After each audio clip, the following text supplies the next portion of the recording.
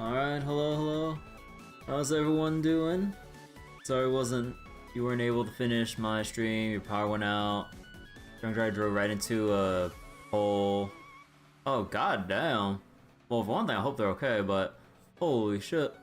But yeah, I mean, you don't have to apologize, you know, if things come up, things happen, or, you know, like, or maybe, like, you just get tired and need to go sleep, or get busy with something. You know, no need to apologize, honestly. Like, whatever we need to do. Okay, hold on. Excuse me. Like, whatever we need to do personally, like, is our top priority. Like, watching my streams, or, you know, just, like, watching anyone else's streams, like, comes after. You know, get all of our business sorted out first and foremost. But, yeah. Glad to hear that your power is back and everything, and alright, so it is time to finish Samurai Remnant hacking, finally, good god. And then after that, I have set up FGO for tonight, and for anyone watching on YouTube, you can look at the pinned comment for the link to the FGO room, because I like having these separate, so I will be splitting them up appropriately. But yeah, for everyone watching on Twitch though, I would just be changing categories as I usually will. And yeah, okay. So, it's finally time. I'm not sure how much longer there is for Samurai Remnant. Like, I kind of gave myself like a rough estimate of like what I think is going to be left. Because we still got to go through the spirit font conflicts for the related chapters, and then read through the cutscenes for the final ending. But again, I don't know if it's gonna be like a lot of cutscenes, or if it's just gonna be like just relatively small in length, because it is like a branching point for the final ending at the literal last possible moment. Well, okay, not literal, but you know, at like the last possible moment in the final chapter. It's time to pull my devil trigger. And then FGO, you got Yui set up for when NA gives you Grand Class. Yui's already at level 120 at max NP. I decided to do another, like, 10 pull just because I couldn't help myself instead of just doing it on stream. I ended up getting NP for Yui Shosetsu, and I'm just like, oh boy. I'm actually not gonna be able to get Ushigozu, and I'm like, oh no.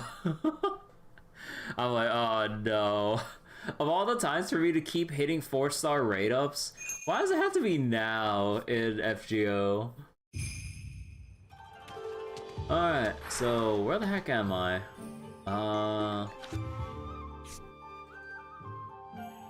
Alright, we're in this chapter where we need to report back. Chapter 4 is the diverging point with the rat and snake route. Okay.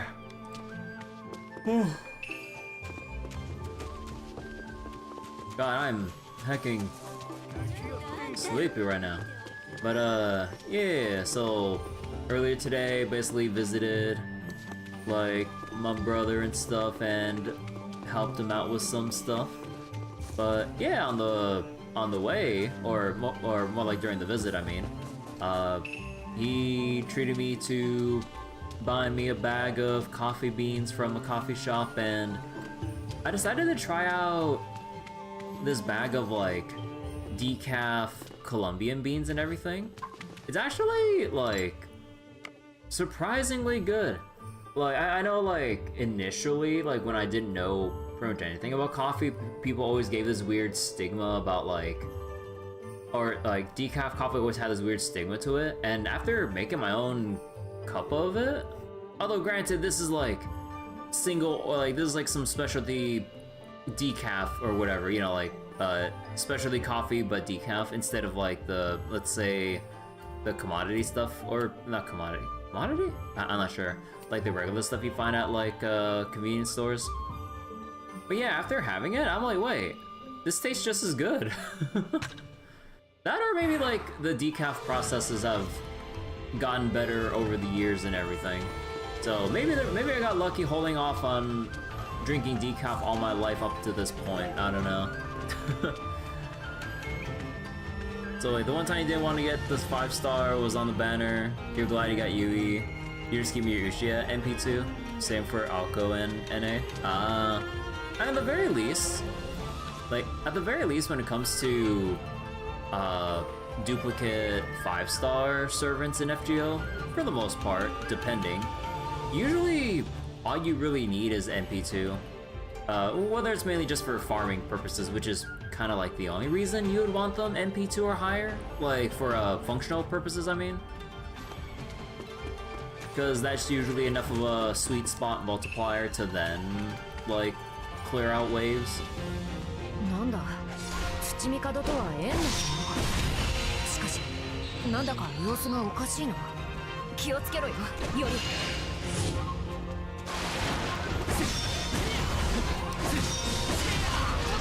つでもよいぞ、より。油断したな。覚悟は良い、出番だな。我らが刃、突き立てる。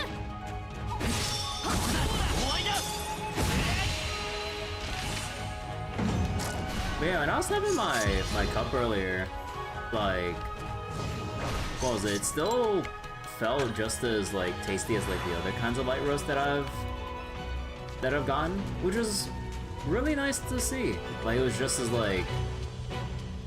juicy, citrusy, kinda, like a little bit of, well, actually maybe not too acidic, but yeah, like basically hardly any bitterness. And it was actually kind of like naturally sweet. I would assume due to, well, at least based on the naming of the process, but like they call it sugar processed washed beans or whatever, because there's like a whole bunch of different shit on how beans get processed for like making and brewing, or making and roasting and everything. I don't fucking know.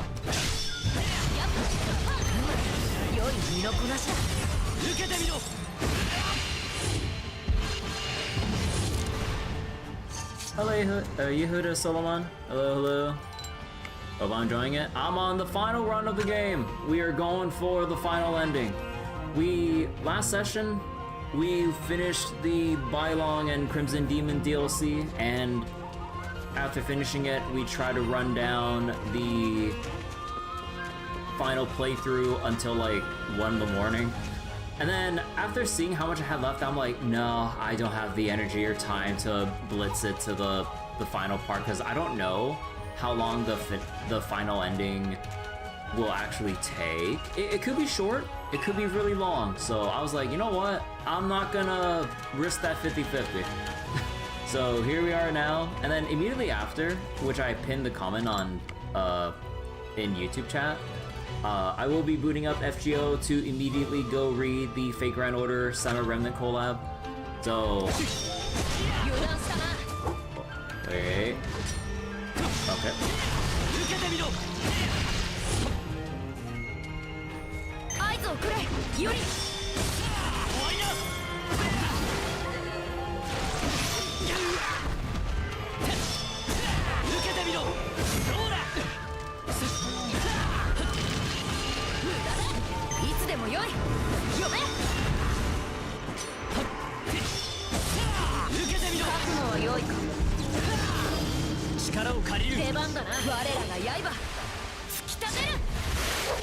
What? Oh, it's already moving, bro.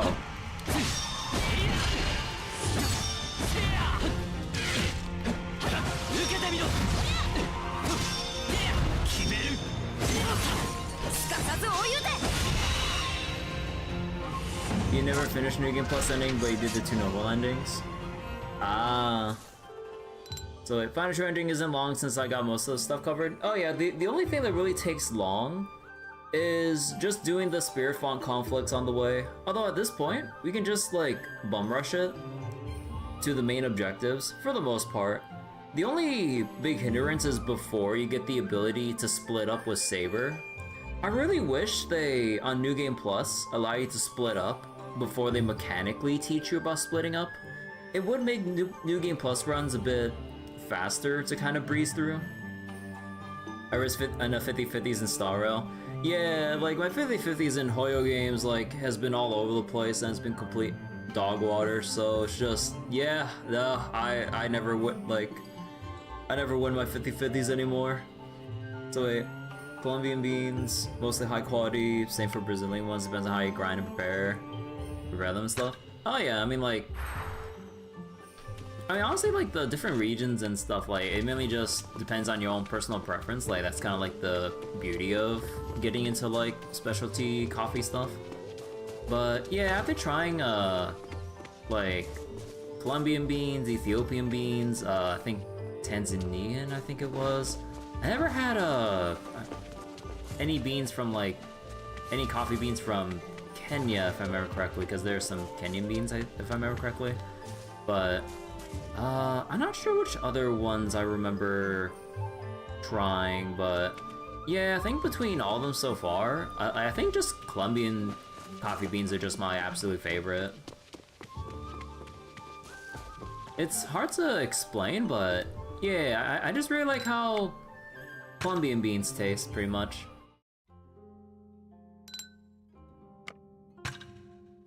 So 50/50 in Hoyo games, you feel more than 50/50s in FGO. Wait, what 50/50s in FGO?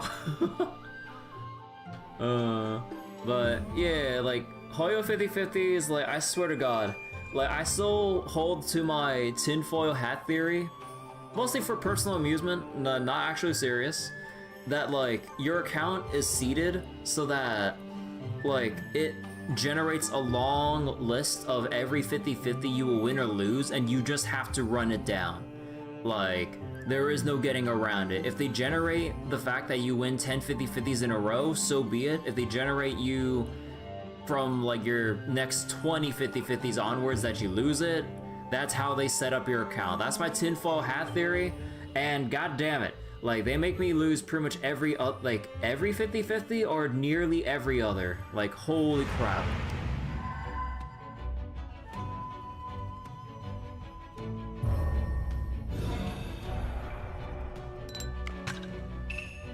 Yori, あれはなんだ? 頼む、セイバー。あ? Actually, wait. 私の仕事は終わりか? Oh no, I think. Oh yeah, no, this is the part where. What was it? The ley lines get split up because we get baited, right? Okay, so we go up first and then divide outwards.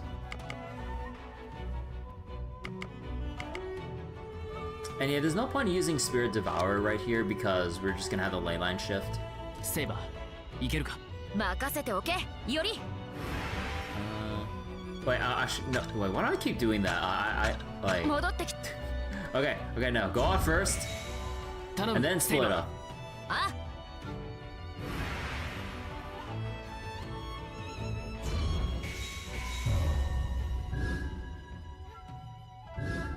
Okay, there we go.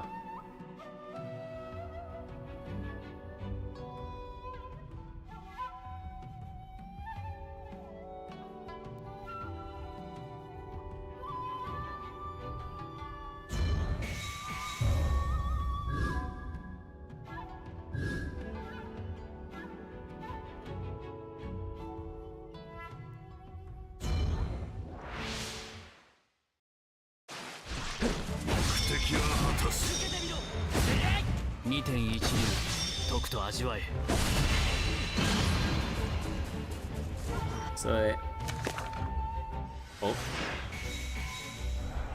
より、新手だ。気を抜くなよ。 So you saw someone from YouTube in Zenless who chanted some Finon lines before summoning, and it worked for getting Yeshungong. They got her early 2 times. Man, if there's one thing that's always like a funny little time is personal gacha superstitions of like, oh, I gotta, or no, sorry, gacha rituals. It's like, oh, I gotta get my summoning catalyst ready. I gotta do my chant. I gotta put up the shrine. I gotta like get fake wads of cash to just like throw onto your phone as you're in the middle of the summoning animation, Uma Musume style. Like, I always love seeing memes like that. It's always funny. So the whole censorship nonsense? Wait, what censorship?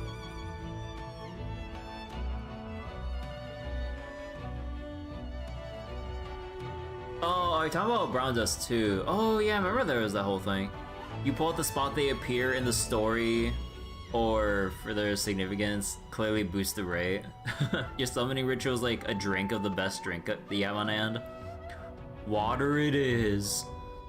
But yeah, no, I heard with Brown Dust 2, I heard they, or I only read the headline, so sorry, but I think I heard they're coming back to Steam after they're gonna have to censor a whole bunch of stuff maybe, but I'm not sure if it's an actual confirmation or if it's something that they said that they'll have to do, or if it's something they might do. I'm not sure. But yeah, like Steam's whole thing about like Valve's whole thing about like what games they do or don't allow is so inconsistent. They just really have someone that's just like, I would assume, who just really has it out for anything anime from like any sizable dev or company, because you have a whole bunch of AI slop anime porno games on fucking Steam, and I'm just like, so how do those get through but not fucking Brown Dust 2? Like, why is Brown Dust 2, which I know is horny as fuck, but like, because Steam lets on 18+ games, what's stopping them? Like, it's so dumb. Like, just let Brown Dust 2 go on the store. Like, they allow literal porn on hecking the Steam store now. So it really is weird.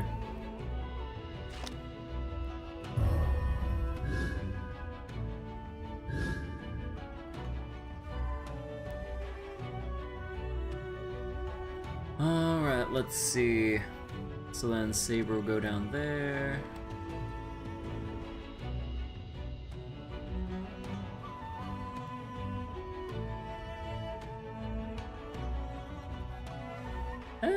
Actually, we'll go...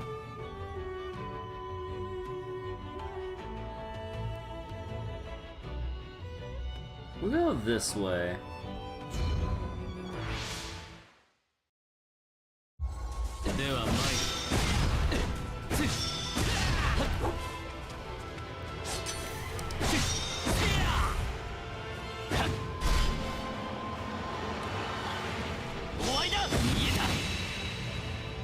So they won't let it on because it's actually making money on porn product. That's completely nonsensical. Like, the AI slop like 18+ anime games that you see on Steam are just like, AI slop 18+ games on Steam. They're still making money inherently by being purchasable. So that reasoning makes absolutely no sense.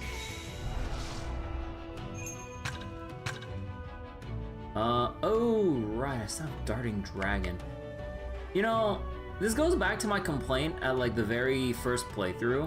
Like, if you reach your maximum capacity for holding Mystic Codes, I really wish they just let you store it, or just choose one of the 6 to use so you reduce yourself back to your inventory cap. Like, why do I have to give this shit up, man? I guess maybe I guess maybe Shadow.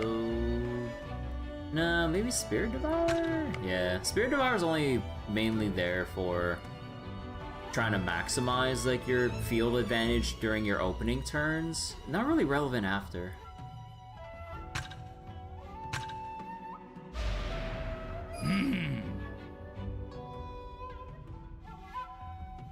Okay, so then...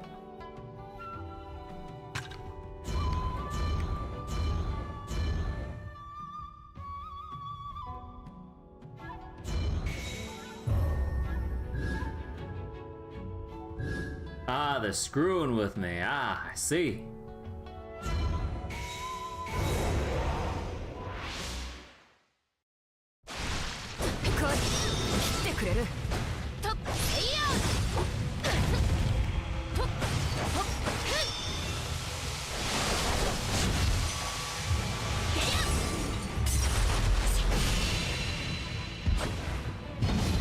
when you wishlisted Roundus 2 to see what was good about it. You recommended all the AI slop. Yeah, like people just really like do all that stuff just for a quick buck for the AI slop stuff.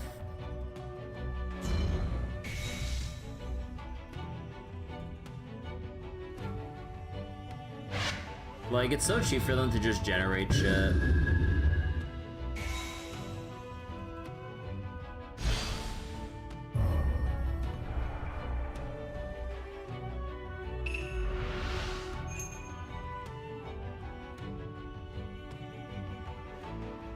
Saber, いけるか？任せておけ、より。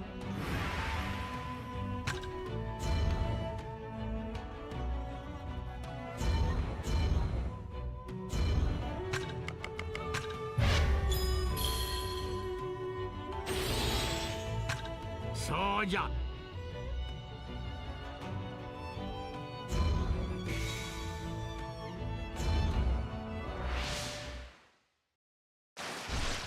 恨みはありませんが。終わりだ。さて、どう攻める？受けてみろ。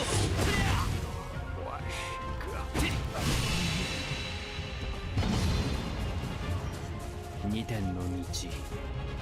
未だ半ば。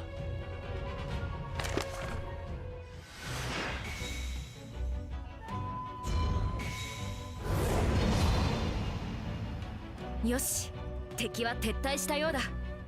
うまく断ち切ったな。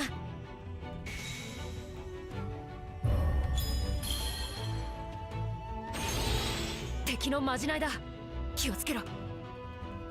So meanwhile, back like when it's years, the banana game was making more money. Oh yeah, that hecking scam idle clicker game. It's just like a literal image of a banana to basically game the Steam market. Like, it's crazy. So you have shit like that that just literally exists to generate false value of like Steam goods to like move money around or some shit. And then you have like AI slop games that are extremely lazy and blatant with how cash grabby they are, just generating shit and putting it out with like a bare minimum of like what you would call a video game onto the storefront. And then you have like stuff like Brown Dust 2, which should genuinely or could genuinely be on there, but then gets denied for some arbitrary reason that the devs aren't informed about. Like, if I remember the story, like, or well, lack thereof, honestly, like, I believe they weren't given any reason as to why it was removed, so they could at least like find what they could censor and then just get the A-OK. Like, as much as I like what Valve does at times, like, whoever is responsible for denying games like this, it's so fucked.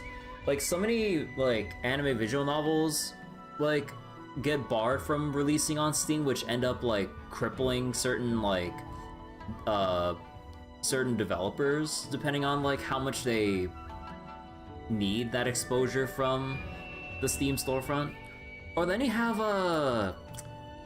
was it a Idea Factory game? I don't remember. I think it was Death End, no, was it Death End or something? Or no, or was it? No, Chaos. No, fuck, I forget what it was exactly, but there was a whole hubbub about the game not, or some, I'm not sure if it was Idea Factory or if it was like yet another like visual novel thing that got denied for whatever reason. And at least skimming through some of the stuff I read up, I'm like, none of this stuff is inherently like ban worthy, I guess, if you had to say. I'm just like, it's kind of like a lot of other visual novels from what I can assume.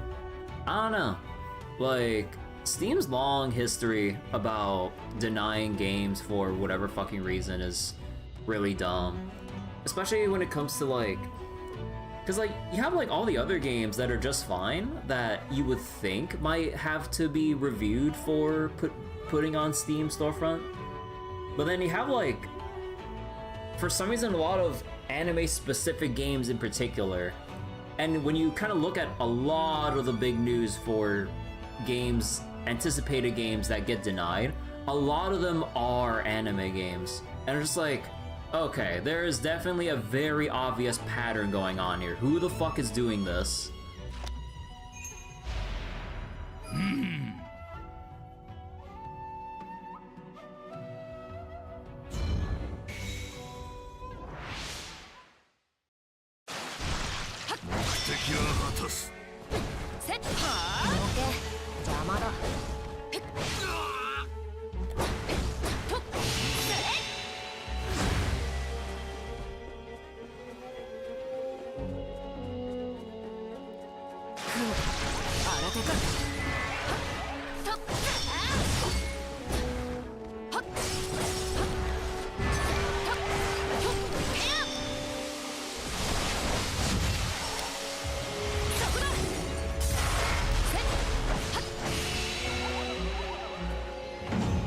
So wait, a lot of anime games that have strong chance releasing. Wait, anime games on Nintendo.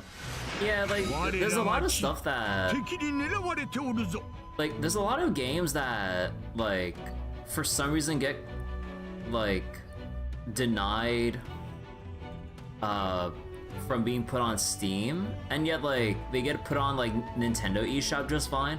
Although I will say, like some random things that like me and my friends do, or mainly just like my friend does for fun. He looks through the Nintendo eShop just to see what shovelware is put on there, and holy crap, there is so much AI slop put onto the Nintendo eShop. It is crazy. Like you're like rated E for everyone AI slop and all of the H game AI slop. Like, oh my god, it is everywhere on the Nintendo eShop. So then, at the very least, with the Steam store, you can at least be able to search for things. Like the search engine is actually pretty decent with trying to refine your search. Nintendo eShop, good fucking luck trying to find anything that isn't H-game AI slop on Nintendo eShop unless you know exactly what you're looking for, instead of just trying to like browse around, because trying to casually browse around on Nintendo eShop is impossible because of all the H-game shovelware AI slop that's just like dumped out onto the eShop. It's crazy. So wait, yeah, a lot of porn games on Steam are also anime. Sex sells, becomes noticeable by investors. I mean, I don't know, like, I mean, like, the fact that Steam just allows it out right now, like, shouldn't really be an issue anymore. It's just very cherry-picked situations of, like, oh, this one in particular is not allowed, but it's just, like, there's no consistency. That's just the whole thing. So then you have games that, like, are, let's say at the very least, like, very ecchi, but not like actual like H stuff. But then those like get denied for whatever like particular reason that's unknown to literally anyone else. But then you have actual like 18+ porn games that are just dumped out and there's no word about it. It's just there. And no fuss, and it's just like, yep, that's perfectly fine for Steam. Tanamu, Saber. It's so weird, the inconsistency.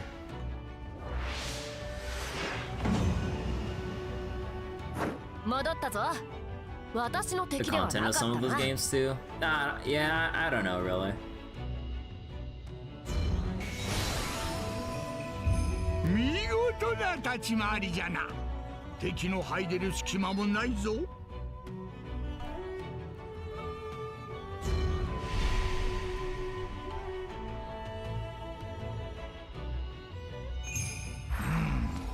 なんとも異様な雰囲気じゃな。気をつけて進めよ。より。Oh my god, let me open the thing. Stop talking, Gramps.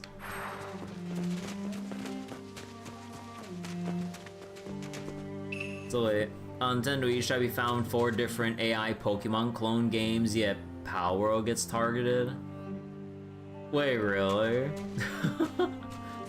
But yeah, I would assume like if I had to make an assumption, I'd imagine they just fall under Nintendo's radar because it's very clearly low quality slop that just put out there compared to Power World, which Nintendo being Nintendo, like, finds a threat to, like, the Pokemon franchise or some shit, like, kind of like encroaching on their market space of creature capture games that you do shit with. I don't fucking know. So wait, some are a little bit, what was that? Content some of the games, some are a bit further from extreme than a platform like Steam should be peddling. Power World's a real threat, not like the knockoffs. Yeah, pretty much. But yeah, like there are some like more extreme or explicit stuff on Steam, but yeah, it's really weird. But they are an insult. Yeah. Don't you love the whole invention of quote-unquote AI technology?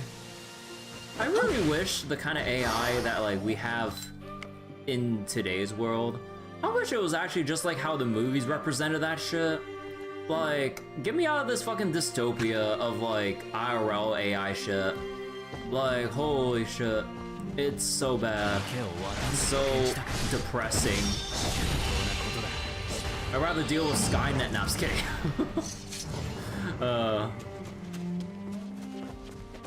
Oh god, it would be so fucked. Actually, isn't there an actual company in... Was it in Japan? I don't remember. Was there an actual company that actually is named Cyber... What was it? Cyberdyne, I believe? Or no, am I confusing that with a different movie? I keep forgetting it, because I haven't, like... I don't remember watching those movies just, like, a little bit. But I never seen the full thing.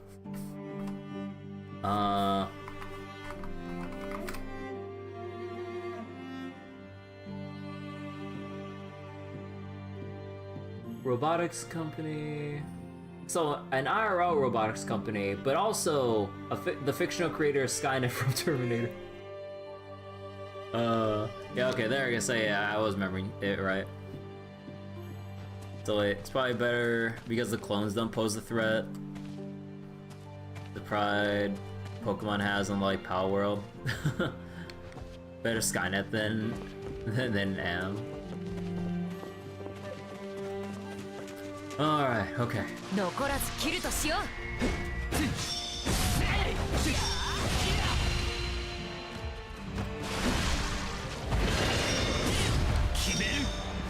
避けるのよ。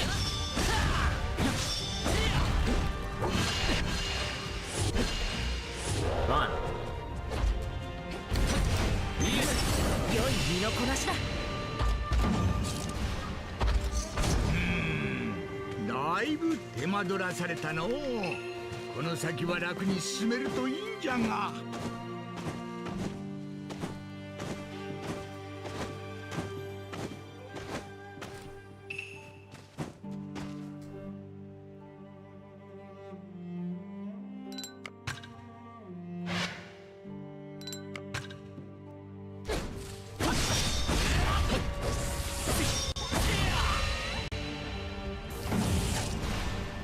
So wait, you just realized I wouldn't get the reference?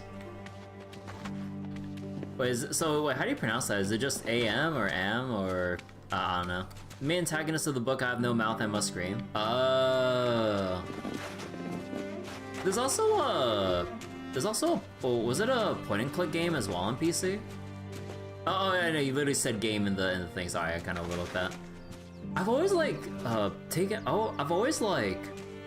heard about it. I never actually bought the game to take a look at. It's always like on my... It's always piqued my curiosity, but I've never actually gotten around to buying the game and trying it out. Like, what if it's for like on-stream or off-stream?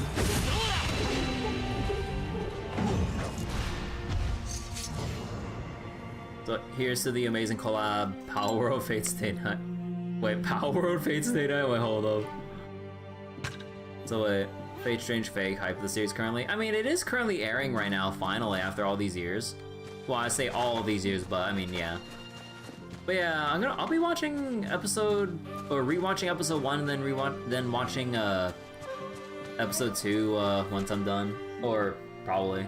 Like, I want to try to rope my friends into watching it with me because I just kind of want them to watch along, honestly. So wait, Am's an extremely powerful, malicious AI that conquered the world and genocided humanity down to just 5 people, tormented them for centuries, and even bringing them back from the dead to keep doing it? Holy shit. Now, I really gotta check out that game sometime. But it's always just on like that bucket list of like, maybe, I don't know. That are like, it's piqued my interest but not enough to like outright buy it and just dive into it. I don't know.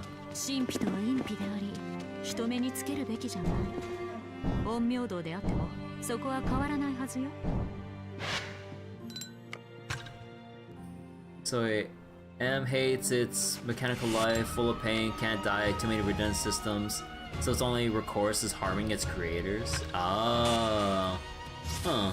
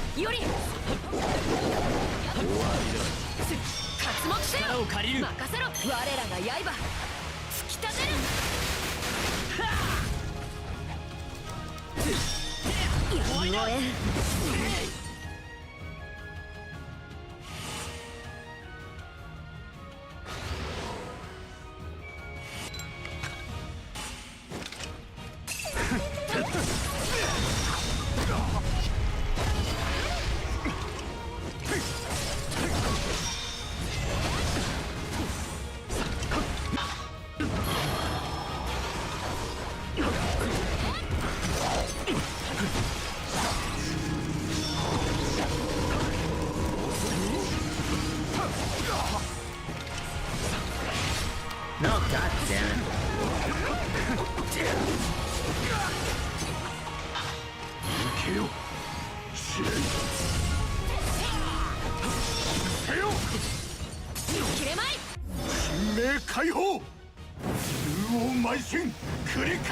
You want a constant pull-out for Fate because any game can do it.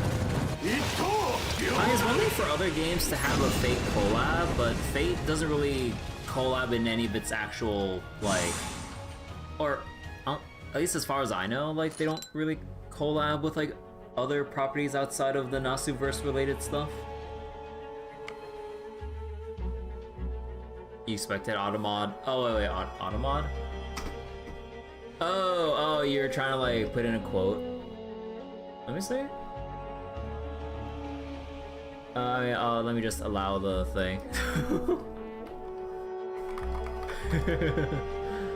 So wait, hate, let me tell you how much I've come to hate you since I began to live. There are 387.44 million miles of printed circuits in wafer-thin layers that fill my complex.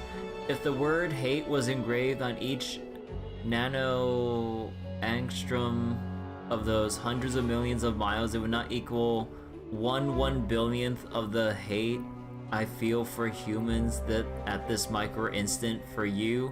Hate. Jesus Christ, that is one hell of a quote. Holy shit. Angry AI, holy crap. Oh. Okay, wait. This is really awkward. Okay. So, I am not allowed to touch this button right here. Uh-oh. So apparently, my OBS is crashed. So, I do not press that button. You leave it to the side because clearly the stream is still going. So I will not touch that button until we finish the final playthrough, then I'll restart the stream properly so we can boot up FGO later. Okay, I am not touching that button.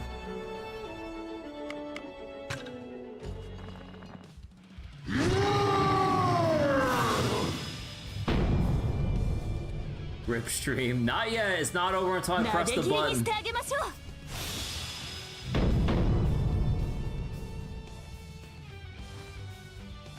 う。いいかい武蔵ちゃん、無茶だけはするんじゃないよ。心配してくれてありがとう太夫。でもあなたの覚悟を決めなさい。真っ向勝負。なるほどね。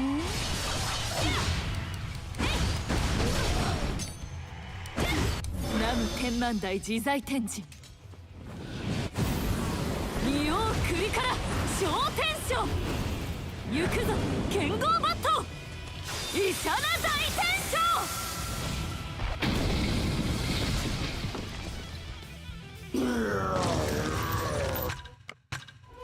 Alright, time to make the choice. And we will be saving Dorothea.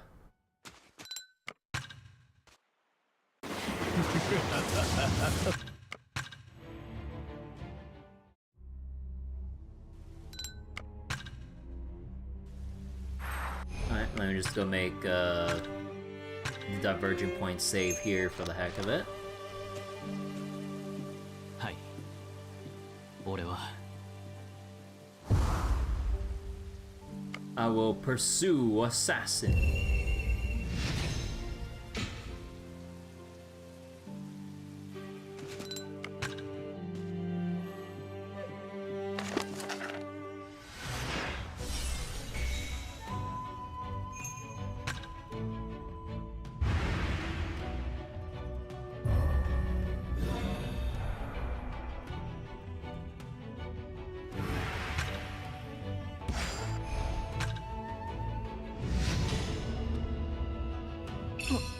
Oh, あれは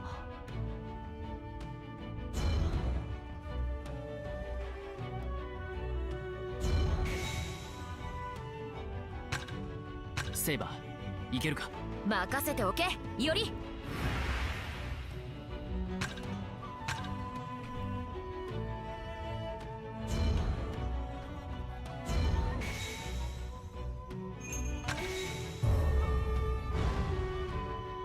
こっちは準備万全だぞ。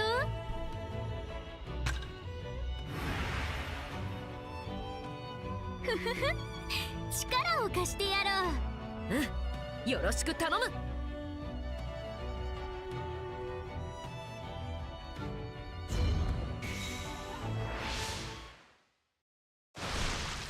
新面武蔵参ります。こんな感じ。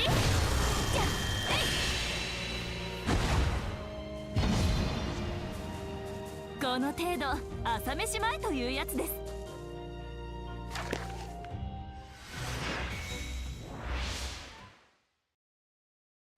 おやおや、楽しくなりそうだ。どうかな。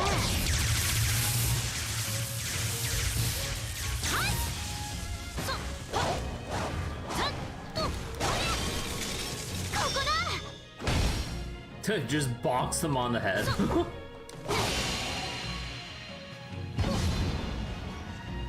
楽勝楽勝。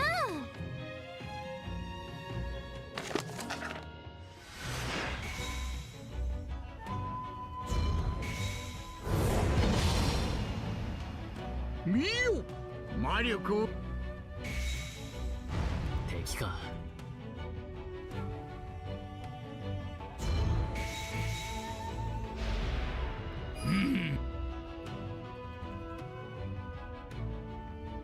That'll be captured anyways, actually, so go down here with me.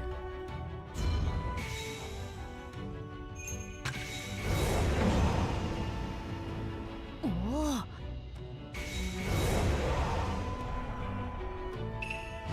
より、あ、魔術。That doesn't really matter. Cersei, go down here.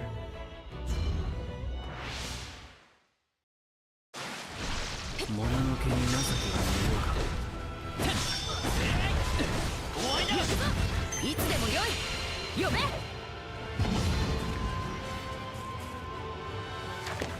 Alright, come on.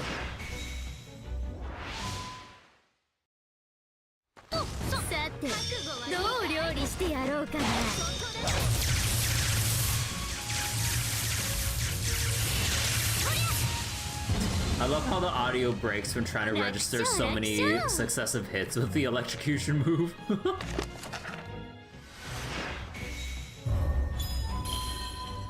You gonna teleport to the one northeast? Yeah, I assume so. 備えよ。 Alright. And Saber. You still walk down with me. And then Musashi, just take. Oh, right. Okay, so yeah, no, you will take that.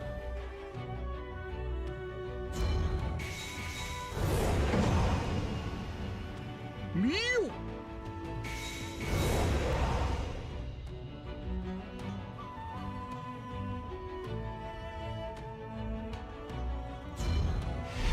Alright, Kanagawa Port.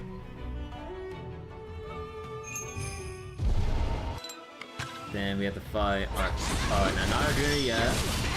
相変わらず冴えた立ち筋。次はどんな技を見せてくれるのかしら。師匠、なんというかやりにくいです。おや、この程度のプレッシャー、私の知ってるいおりくんなら簡単に跳ねのけちゃうんだけどな。またそういう、やはり姿が変わってないそうですね。あいつこんな感じ。なんだろう、山ごもりの時のいおりくんを思い出します。獣やら何やらに囲まれて、半べそのいおりくん、やっぱ感慨深いな。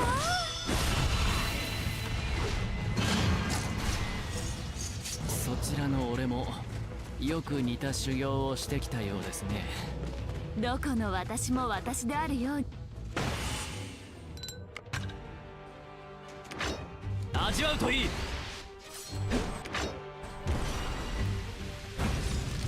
見よう見まね。気を見せたな。畳みかけろ。危険。ツバメ返し。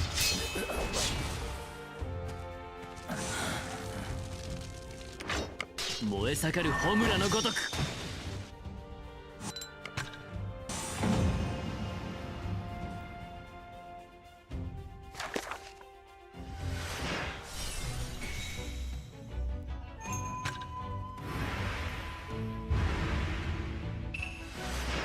Alright. You know, it's really nice, like, what was it? For New Game Plus, it is so nice just having that secret shortcut now. I mean, before, we still went through all of this because I really want to get my max points. But, boop.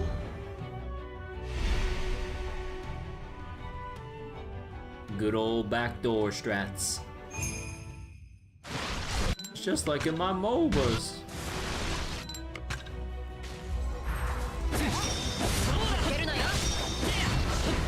Speaking of MOBAs and shit, like, people are really waiting for the next big Deadlock update. Although, people are just making memes because, like, it's like, where's the update? You said it was gonna come out soon. The good old classic Valve time release schedule.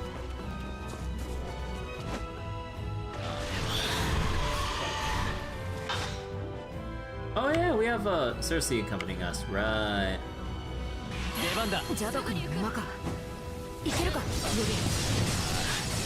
なんとかするさ。そうしてくれ。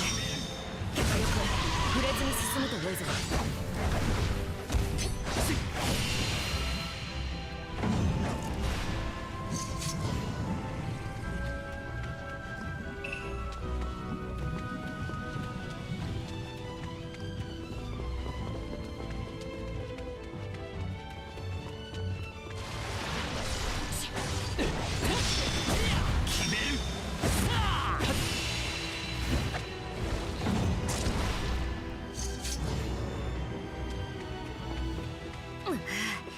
私だけならまだしも、いおりは無理か。別の道を探す。Come on. Okay, there's the other way.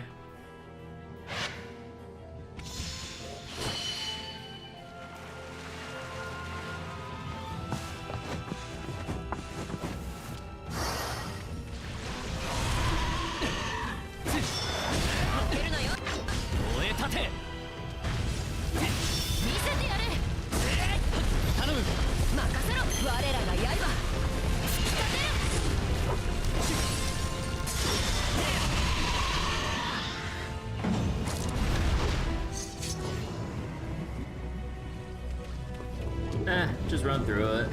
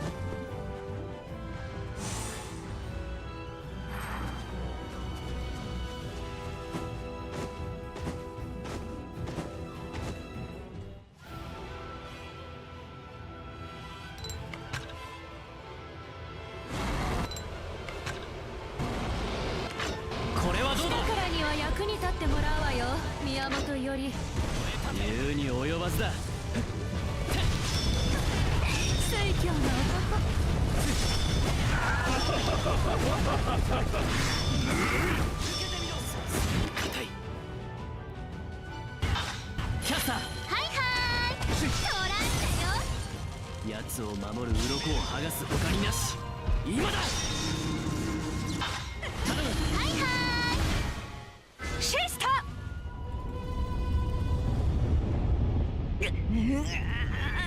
Oh, you can't skip this. 今よ。 Because it's all like, it's all scripted. It's not like a program that's a cutscene.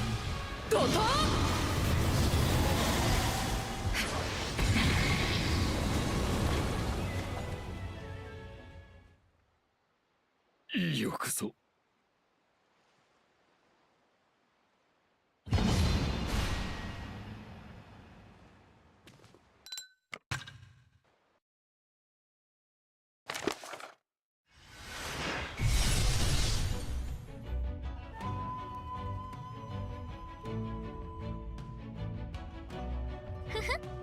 またよ。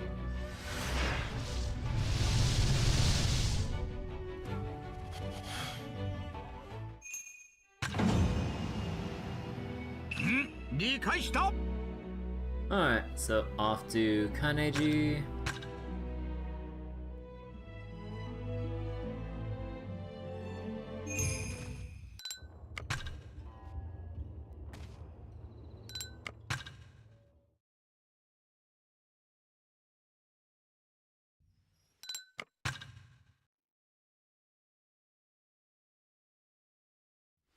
And the thing with Yui.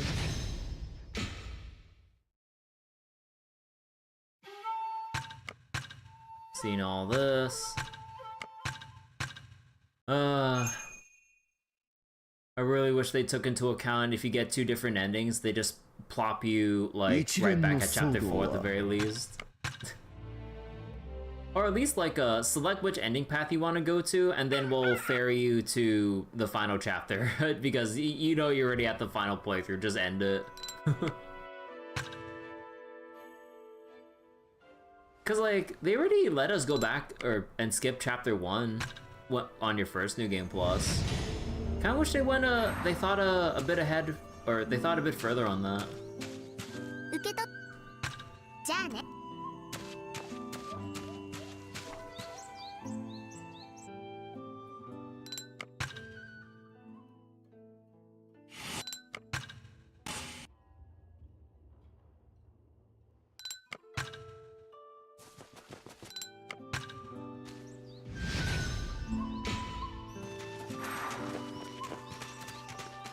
Alright, so head to Conda, digression, and yeah, as far as I know, everything we need is all done now. So, yeah, no, just the ley line time. Alright.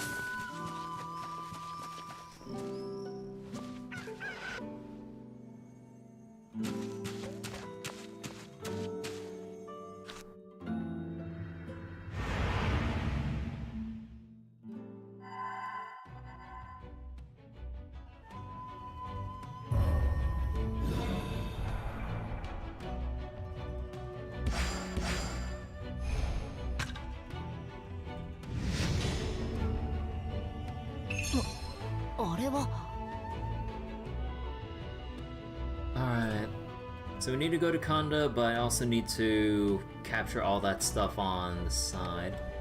セイバーいけるか。任せておけより。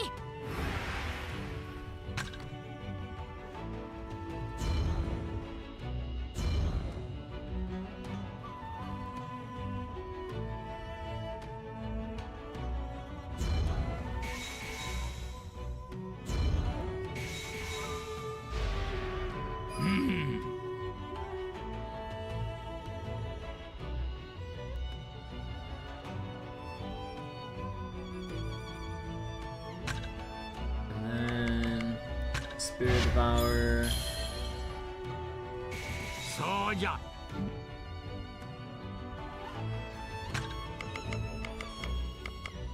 And Darting Dragon.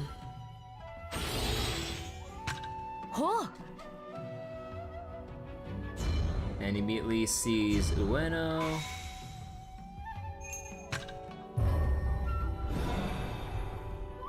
お任せ。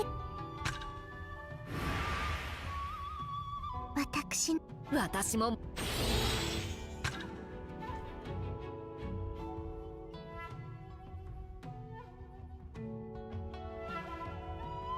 And yeah, Saber can tag that, go for Yanigawara.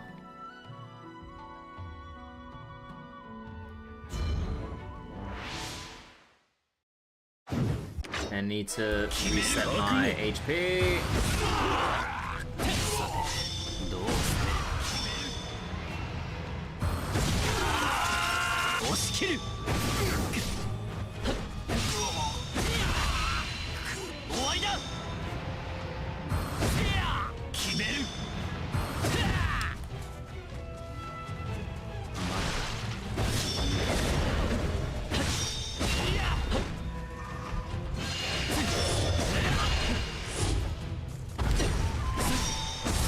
受けてみろ。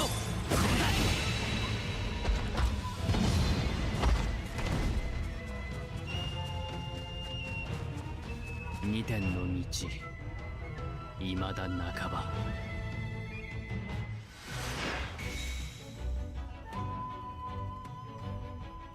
Alright, and probably use shadow stitching here to stop people moving.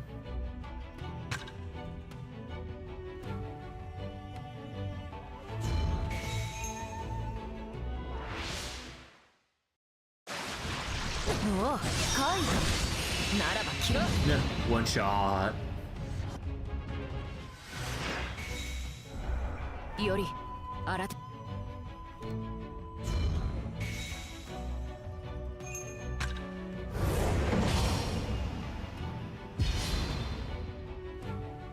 よし。こっちは準備万全だぞ。 Alright, and summon Cersei. これは And direct you here, there, and there.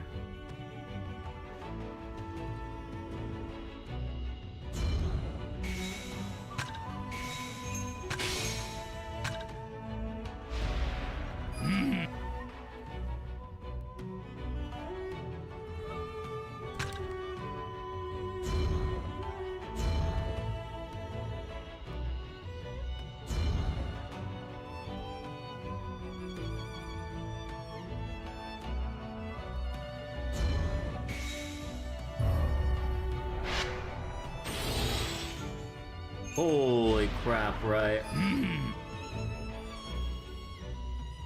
Alright, you know, actually wait. Up,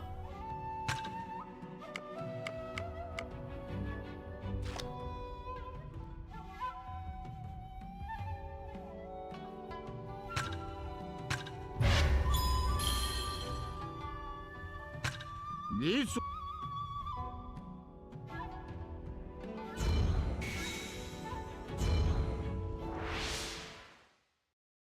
Alrighty, Ori, do your thing. 切る。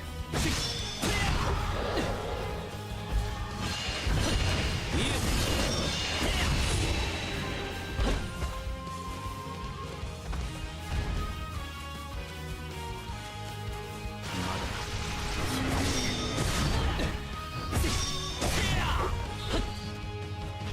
受けてみろ。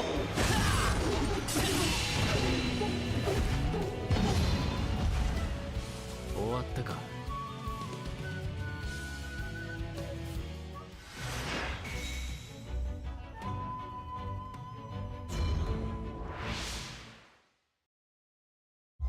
いざ立ち会え。二点一流、とくと味わえ。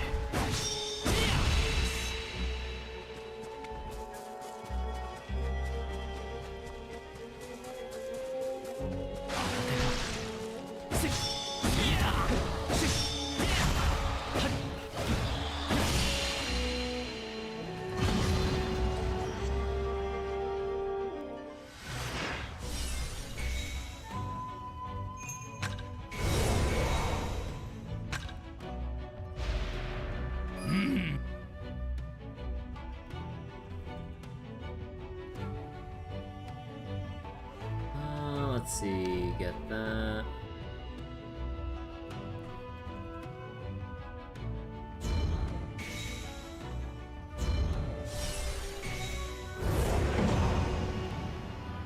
Me? とく片付けよう。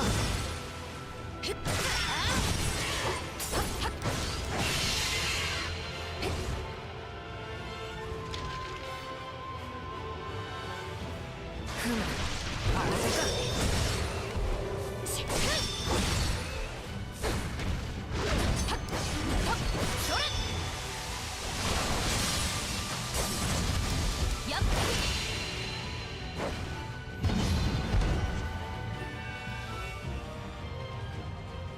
相手が悪かったな。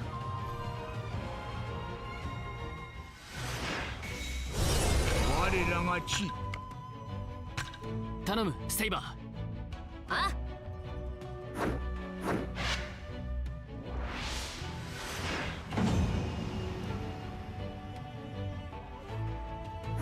しか。うまいな。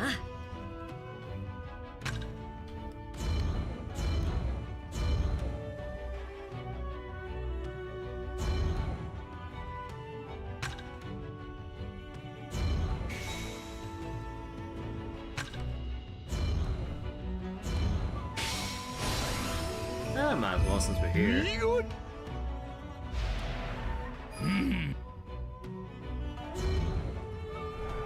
敵か。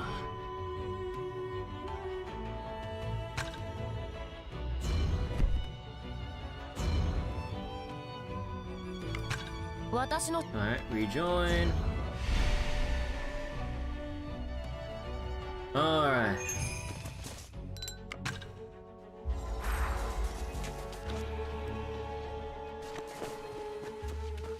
お、これはまたなんとも。からくりの一種だろうが、こうも物々しいな。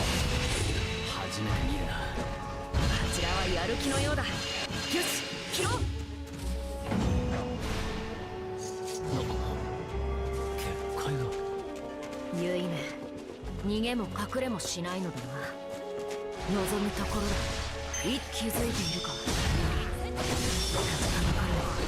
人ならざる者ばかり。いささか妙ではある。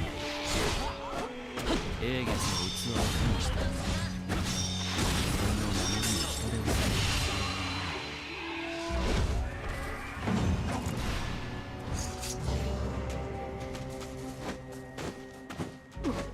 この気配、玉縄で戦ったサーバントのもの。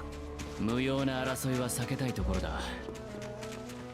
こたびこそことの。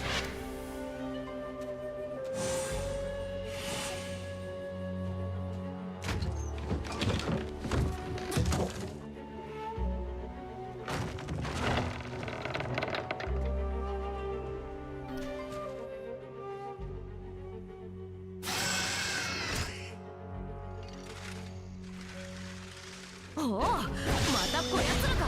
火は熟し気た。に入ったか。力を借りる。任せろ。増票にかがずらっているいとまはない。片付けて先へ進め。合図をくれ、より。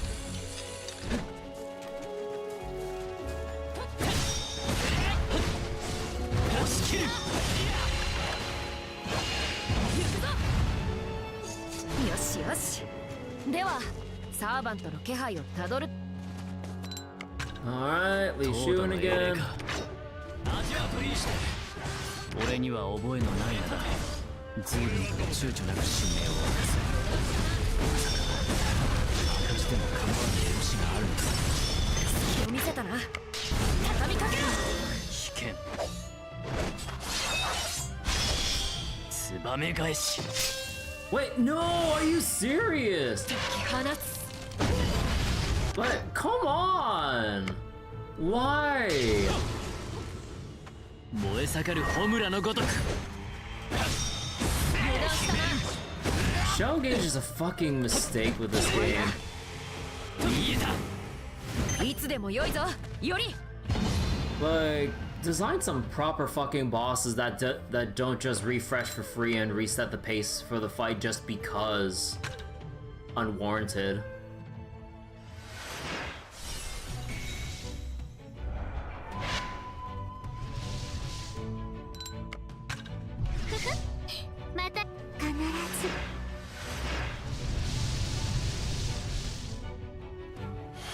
We can't have nice things. It's so dumb.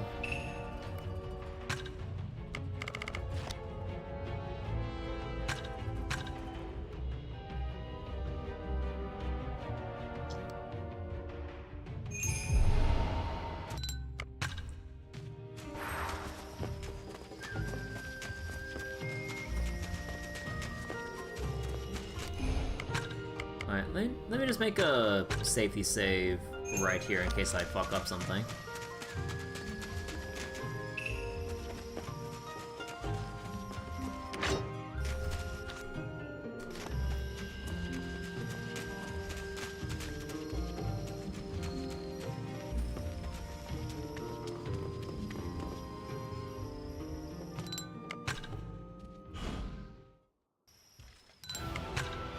貴様らには散々苦杯を舐めさせられた。実に見事な立ち回りであった。それもしまいだ。今度こそ仕留めるぞ、ライダー。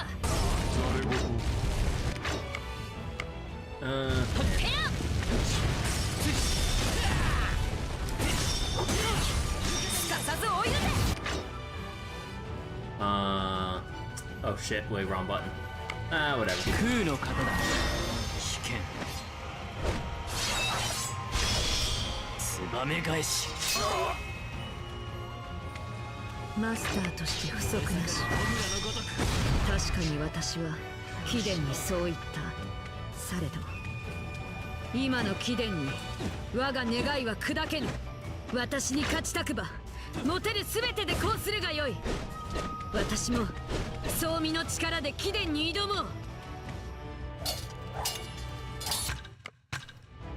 Alright.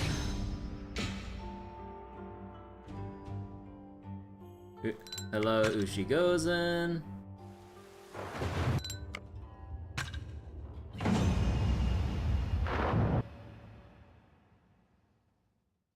And then the big beast.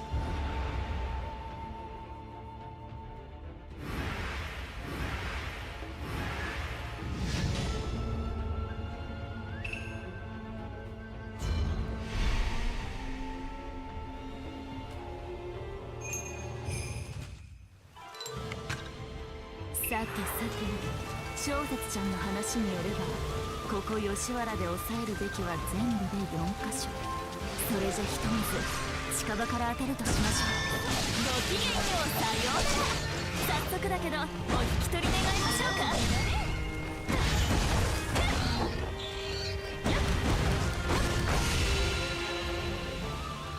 よし、まず一つ。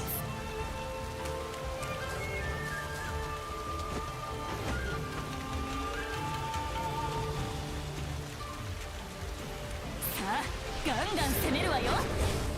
一刀両断。真っ向勝負。やらせるか。真っ向勝負。 Ushigozen has that you didn't get me from the banner face. I'm trying.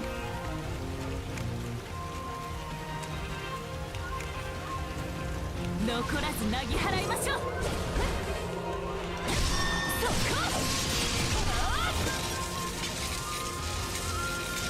どうよ。じゃあえい真っ向勝負。見よう見まね。これで残るは一箇所のみ。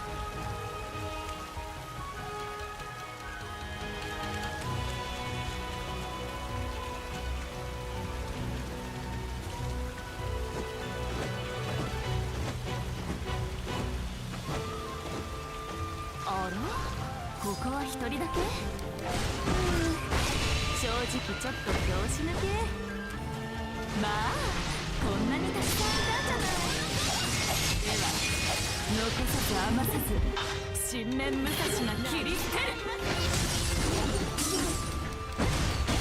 一刀両断。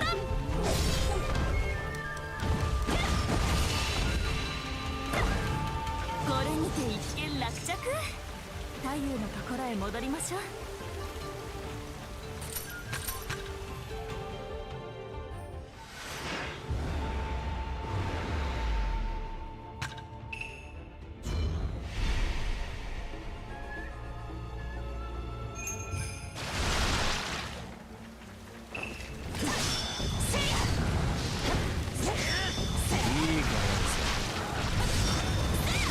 どれだけ俺を思うとかそれはてめえの勝手だ。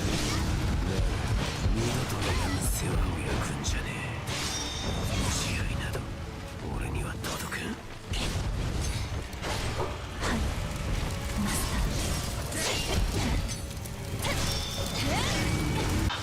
道を開きます。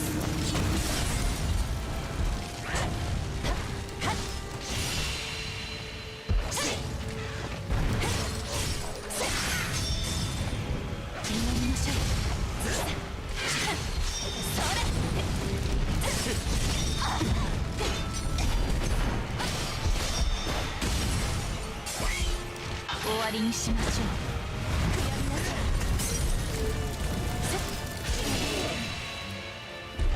これでしまいか。さっさと流れを断ち切れ。なんせ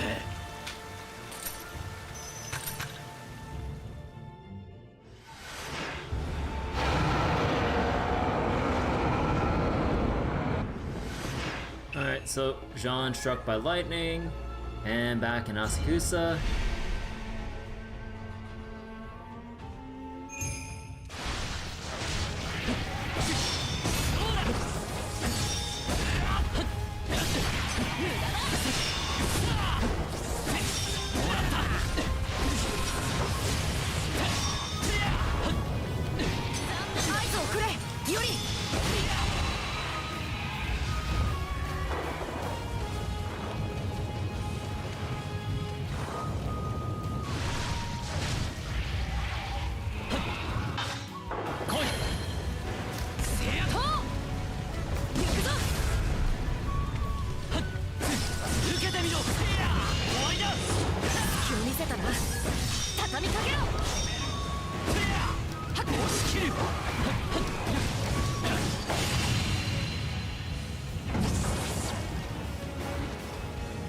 よし、これで霊脈を断ち切れたはずだ。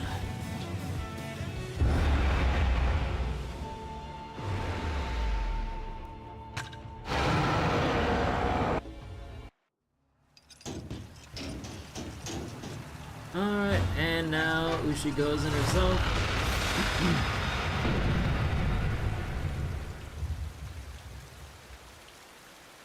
あれは味わうといい。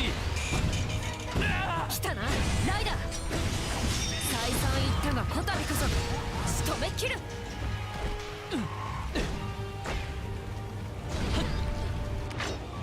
燃えたて。止まってみる。何故それほどに抗うのです。かようにいびつなよう全て正さねばならない。そして正す手だけはただ一つ。己を含めた全てを破壊し尽くすのです。あなたならばわかるでしょ小説ヒュル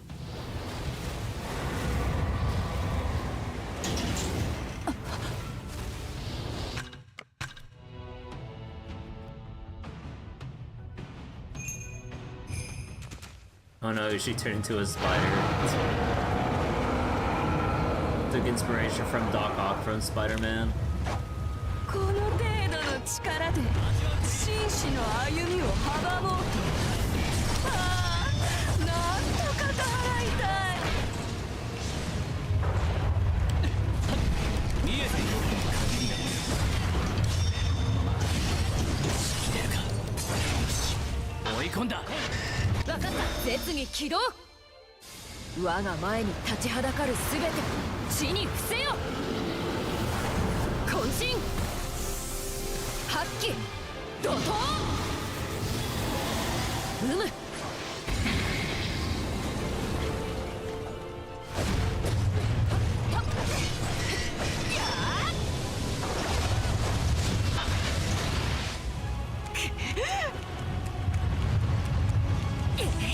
逃がすか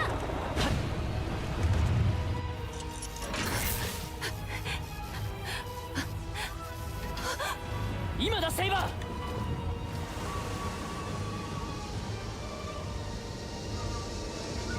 我が神明ヤマトタケル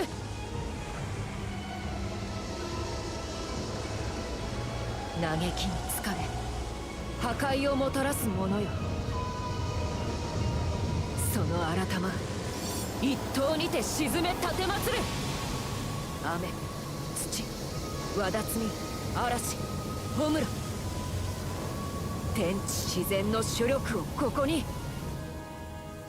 会見雨の村雲の剣こ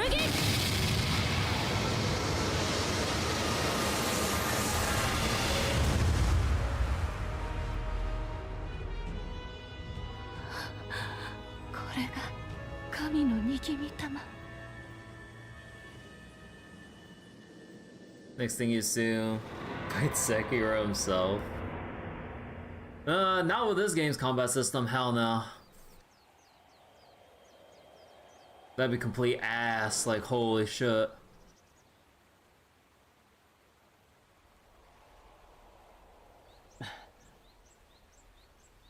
Alright, okay, let's move on to the branching point.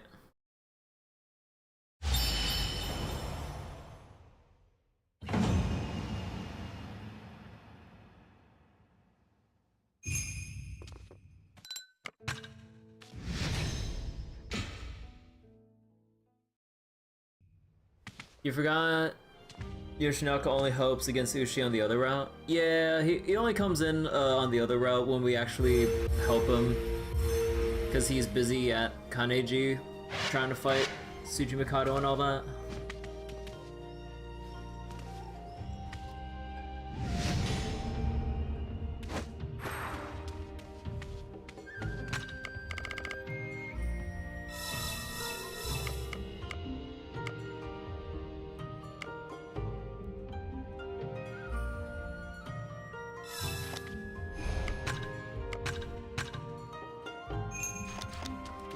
Alright. So, all this still in red until we get to the branching point. Yeah, we get this game after the FGO event. I'm finishing up the game because of the FGO event because I'm assuming, or I've been told, it spoils like a whole bunch of shit.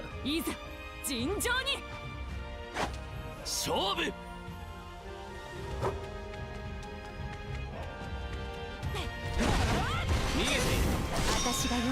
Wait, why did you put me in water stance?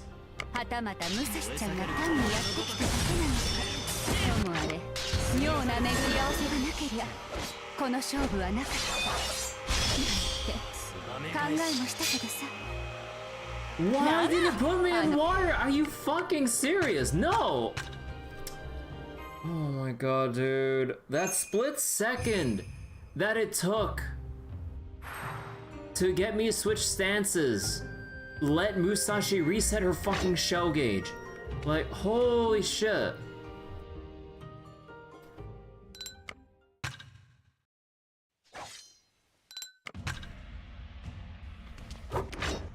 Like, why does it default you to water?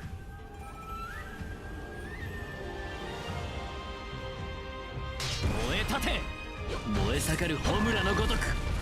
私が呼んだのか、英月が呼んだのか、またまた武蔵ちゃんが単にやってきただけなのか。ともあれ、妙な巡り合わせがなけりゃこの勝負はなかった。なんて考えもしたけどさ、澄み渡る天のごとく。いつかどこかで巡り合ってまた果たし合いを始めちまうかもね。ああ、燃え盛る炎のごとく。そうかもしれない。剣の頂を目指して変わらない剣士であれば相手を認めるのに勝負をつけることは酒への定めか。 Oh, do you have to go through this part first? Okay. Okay, there we go. It's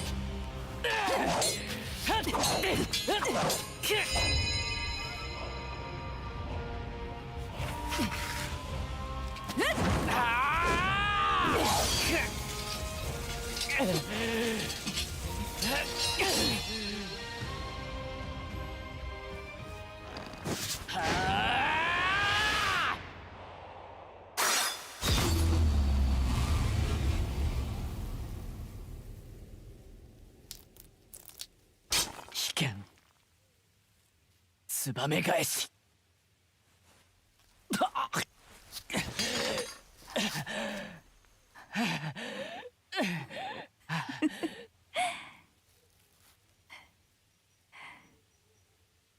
これは負けかしら。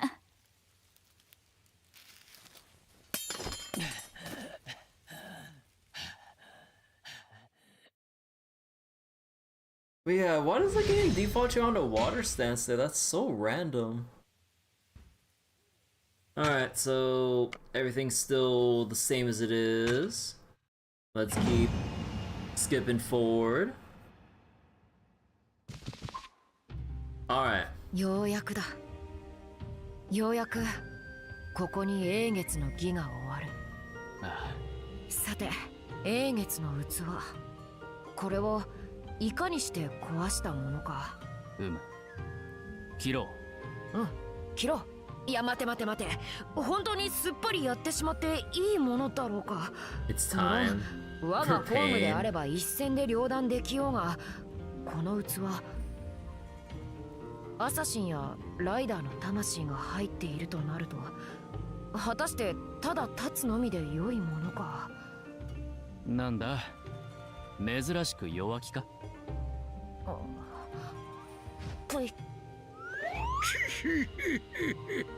つまりわしの出番というわけじゃな。じいさん、心当たりでも？無粋なことを聞くでない。心当たりがなければわざわざ出てこんわ。では何ができる？英月の器、我が身に取り込む。何？セイバーの弱気はむしろ正国よ。まさに正解。英霊の魂などという魔力の塊を収めるにしては、この器あまりに不完全にすぎる。下手につつけば魔力がはじけ、辺り一帯吹き飛ぶのみよ。そこまでのものか。Lorenzo, you don't need to temper my expectations on how the true ending is going to be. I'm literally going to read it. Like, I'm tired of people tempering my expectations on like, oh, you'll love this moment, or this moment's going to be something or something. Like, people need to stop tempering the streamer's expectations when they're literally just about to read something. 所詮は偽りの樹杯よ。器からして聖なる杯にはほど遠い。だがな、わしと同化してしまえばただの魔術書。ゆえにすぐに同化しよう。しかるのち、わしごと器を切れ、セイバー。それは自害を選ぶか、じいさん。青にさんが生意気に老骨の決断に口を挟むでない。多くの人の手を経て、多くの国の攻防を目にし、多くの戦いの終わりを見守ってきた。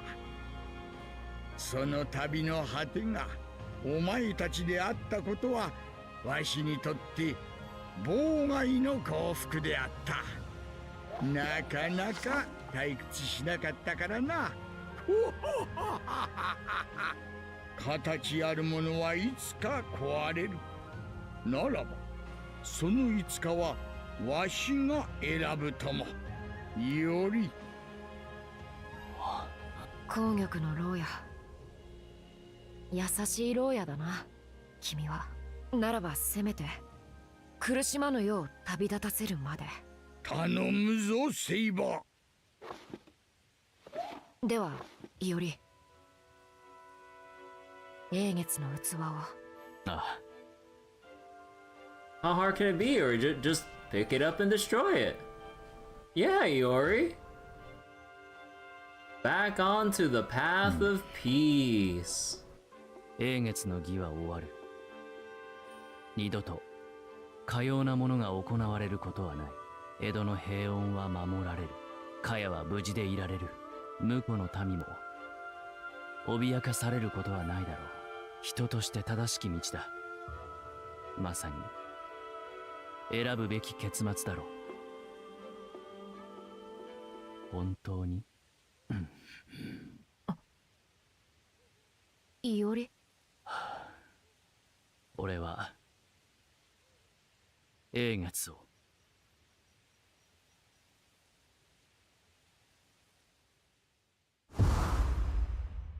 Make your decision. What if I don't want to destroy the vessel?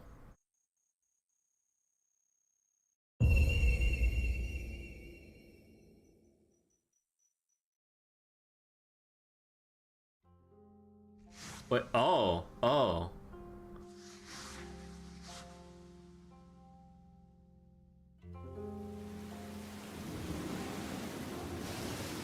海に身を投げる彼女へ自分は何と叫んだろう。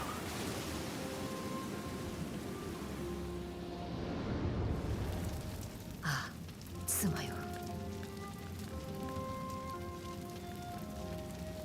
あの平原で自分は何と叫んだろう。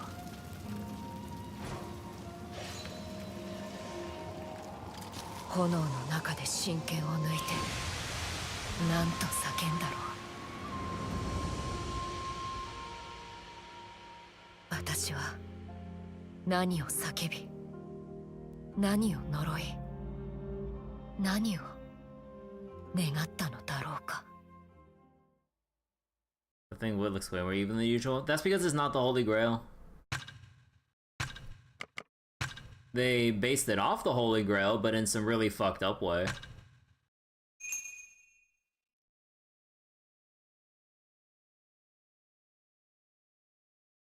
かの夜、青年の平穏は終わりを迎えた。月に誘われ集った者らと刃を、声を、心を交わし、散りざまを見届け、夜道を見送り、そして今、月満ちし時、彼は願いを叶えんとする。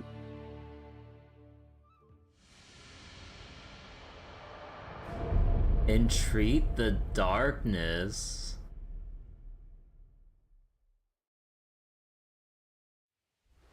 伊織、何をしている？器を立てと私に命じろ。あるいは己が手で断ち切るか。もしもの話だ、セイバー。It's like, Saber, hear me out. 英月の器は立たぬ。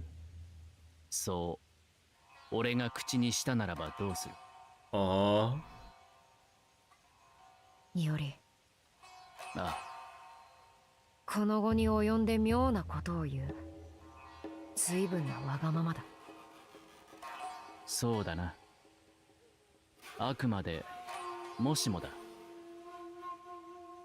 マスターがそのように口にしたらどうする？ Iori? お前は聞く耳持たぬか。お前ならばどうするチエモン。Okay, now he acknowledges Chiemon's presence. 貴様。くだらん問答で。釣れないな。言ってみせろ。どうせ Yeah. お前は I noticed it, but I wasn't sure about pointing it out yet. But yeah, we don't see the portrait of Iori's face like we do normally. So I'm expecting like a very different looking Iori, like how well, okay, maybe not too different, but like how Zhang with his slight expression change when he accepted Caster's offer. Oh boy. 残念だったな。英月は俺がいただく。今ここでな。お前を殺して。てめえ、その目。Your eyes, your special eyes. そうかよ。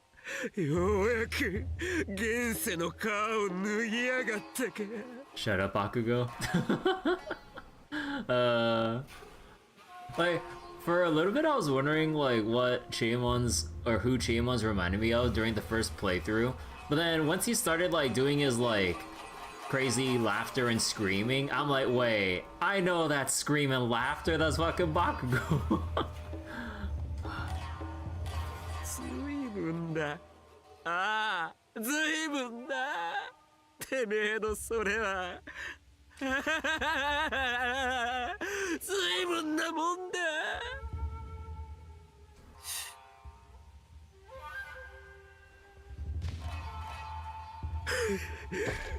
Oh, even Chiemon's どうした taken. チエモン。おじけづいたか。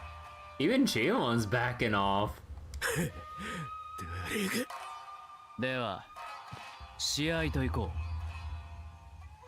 そのためにここまで来たのだろう。さあ。言ったか。イオリ。邪魔は失せた。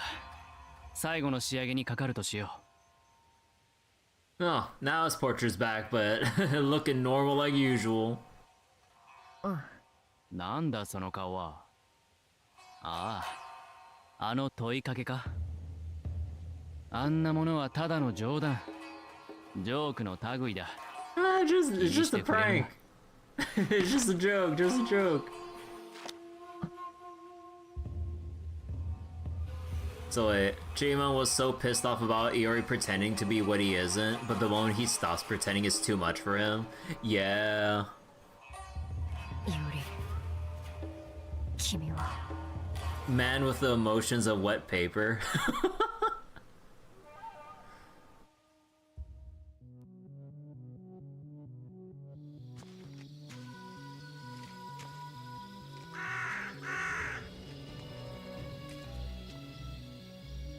Okay, so how are things here with ネズミか。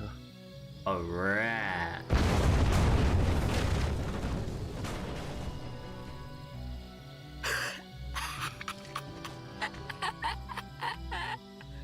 くせえと思って叩いてみりゃ。どうやら当たりを引いたみてえだな。キャスター。土見門のサーバント一人結界にこもって高みの見物とは今なお限界を保っているならば新たな嵐を見つけたか。まったくとんなもの好きもいたものだ。キーキーと小うるさいネズミだな。ああ、また記録が乱れたじゃないか。あいにくと僕にはお前のようなつまらんネズミに割く時間も労力もないんだ。とっとと立ち去れ。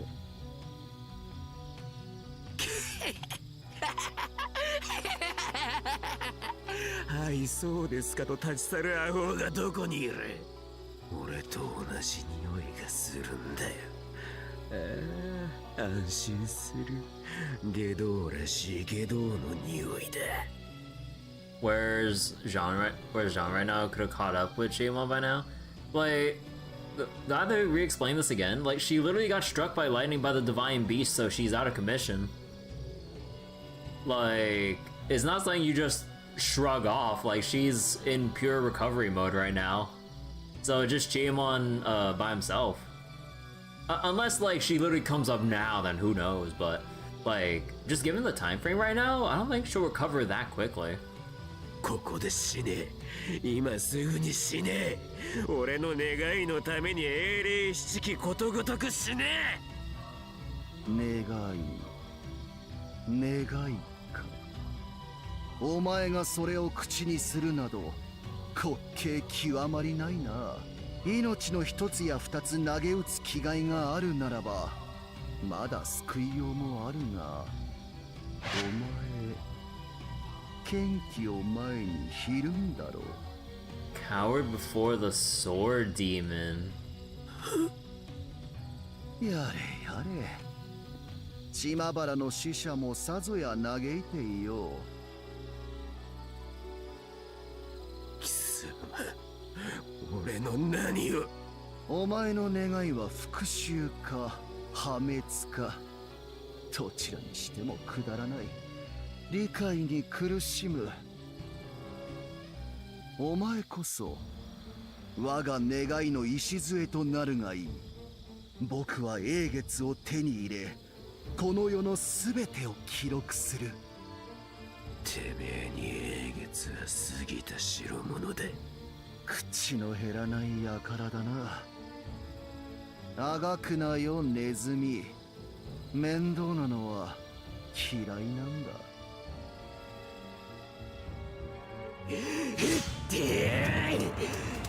理解に苦しむな。わからないのか？無駄なのだと。Well, through the stomach.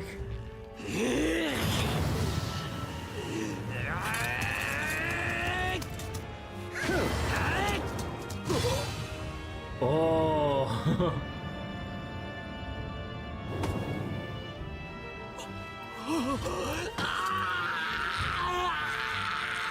まだわからないか？願いし者よ。お前の願いは常しえにかなわないのだと。そうかもな。だが叶わねえのはてめえも同じだ。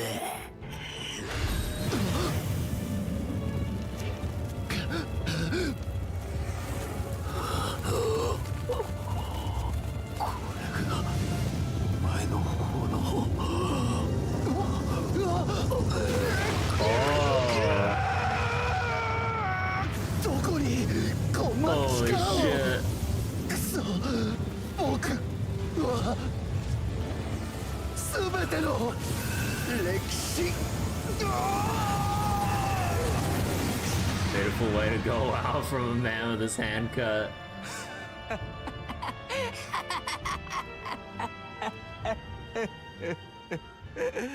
ランサー、お前は俺のところへは来るな。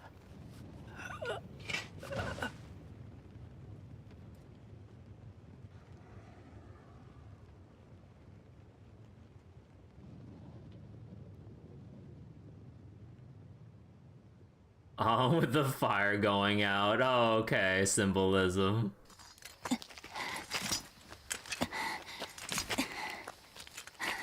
The antagonists wipe each other out. If it wasn't clear, Chainone had J Alter's flag. Oh, okay. Probably didn't catch that little detail.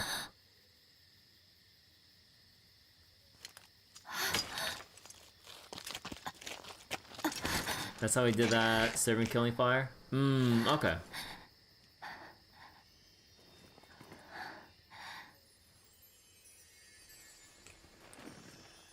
Jean.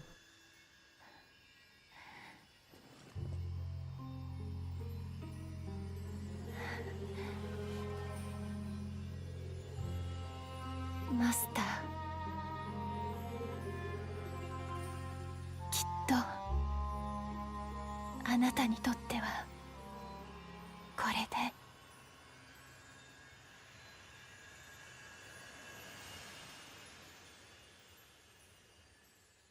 Back to FGO. if only Lancer Jean, well, this Lancer Jean, I have to be specific, made into FGO. I was like, wait, we already have a Lancer Jean technically. On this path. So wait, Flame being possessed. I just don't have to worry about fighting the dumb dragon god. Oh please, like that dragon fight. Oh my god, it's like it's so like disruptive because it just keeps flying up out of reach, and then you have to wait for it to fucking get back down if you want to progress the fight. At that point, it's just boring. Like, god damn. どうかなされましたか？見ろ。レイジュが消えて。では、まさかキャスターが。ああ。どんな末路をたどったかは知らないが、人を煽るだけ煽って消えるとはな。それほどうまい話は転がっていない。そういうことだろう。ここはおとなしく引き上げるほかあるまい。やれやれだ。ですが、勝利のためならばいかなる手も厭わない覚悟だが、勝てぬ戦に血道を上げるのはただの悪手だ。So wait, isn't that Lancer J Alter? No, this Jean is like the regular Jeanne d'Arc, but it's like a different variation of her because of how Chaemon summoned her. It is not the Jeanne Alter that we know from like FGO, you know, like Avenger Jeanne Alter. That's like a completely different Jeanne. Like, we actually kind of had this whole spiel in the last session about like the different about the nuances about what distinguishes the different genres between each other. And it kind of got to the point where even I was getting confused and lost in the definitions and terms, because it's like, I mean, some of it was like probably a little bit too confusing for the sake of it, but you have Ruler Jeanne, then you have this Lancer Jeanne that manifested how she did because of Chiemon's past history and just however the summoning conditions were. But then Jeanne Alter, you have just how Gilles de Rai caster summoned and manifested his own like version of Jeanne, which was basically Jeanne Alter, if I remember correctly. So then basically you just have like FGO's version of Jeanne Alter, but J Alter does not equal Lancer Jeanne in Samurai Remnant. That's basically it. But pretty much using the aspect of how a servant's summon is affected by who summoned them. Yeah, pretty much. Like they kind of go over that in the little biography, like when you read into the profiles. 英月代わりの土産でも探して帰るぞ。長崎の弟を待たせ続けるにも限りがある。 So wait, poor Chiemon can't catch a break. It's killing all routes. Just we can do in DLC 1. Oh, what do you get in DLC 1? Yeah, he gets some peace in that dream reward in DLC 1, but yeah. So to help tell them apart, we'll refer to Samurai Remnant's J Alter as such, and FGO or Jeanne Alter as such, and FGO's J Alter. I think that's still making it more confusing though, Bryce, because like you're still using the same words. It's just like you're kind of like arbitrarily choosing one variation versus the abbreviation, or sorry, like the two words and its abbreviation as two distinct things. Like,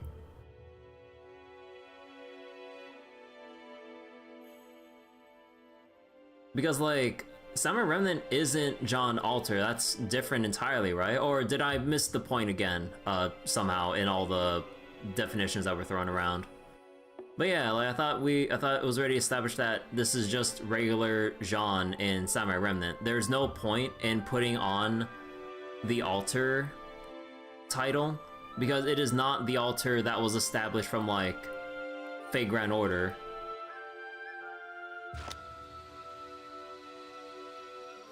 はしてその土産とは。本来なら英月かせめて幕府の遠兵を持って帰りたいところだったが。 So wait, one Jean is an altar, and the other's Gilles fanfiction made real. Oh yeah, I guess there was that whole thing in Orleans with when Gilles made his own version of Jean. So I forget, was the J altar that? Oh no, the J altar that we know in FGO, didn't she come from that one specific event? Super early in FGO's lifespan? Like that I believe that specific Avenger Jean was the debut event where she came out, right? I actually kind of forgot about that event.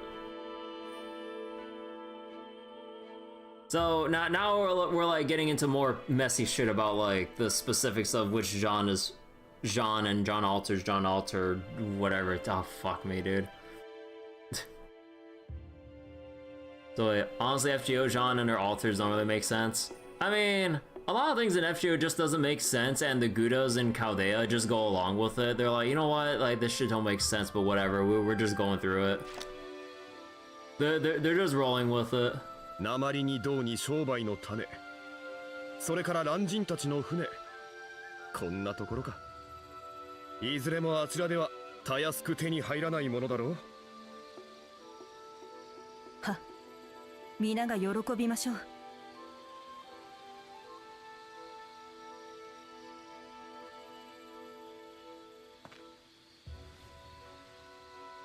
天長の英月には届かなんだな。一つ一つ石くれを積み上げて天をついてみせよ。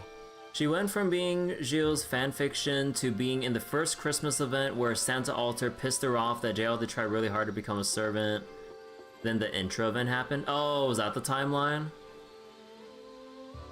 百節不当こそ俺たちの信条。これからも地道に戦い抜くまでだ。無様であろうと命尽きるまであがく。 So wait, Jean Alter Lily. Oh, sorry. 続けなければな。 This J Alter Lily, an entity you can't fathom existing, must be Gio's fault somehow. Yeah, we can just assume that and just move on with it. When in doubt, if it's regarding like the Jean sisters at this point, yeah, blame Gio.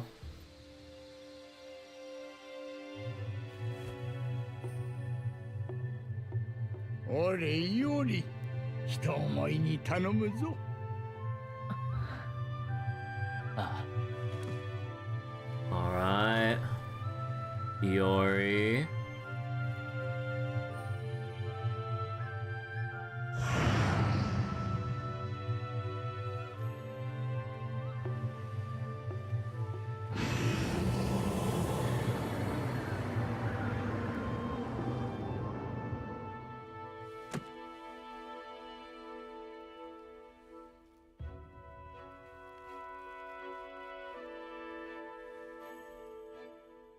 ありがとう、じいさん。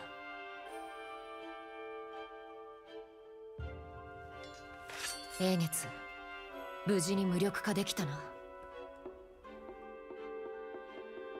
ではやるぞ、イオリ。いや、 No, I don't think I will. 英月は壊さない。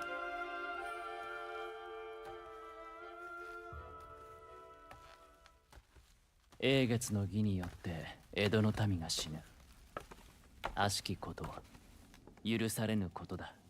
それはわかる。だがこれ以上見て見ぬふりはできない。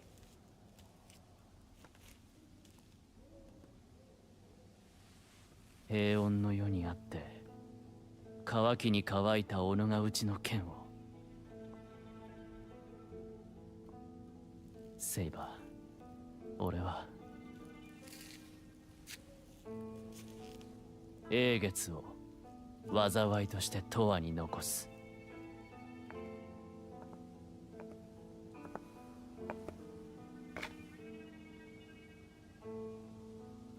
そうか。驚かないのか、セイバ驚かないよ。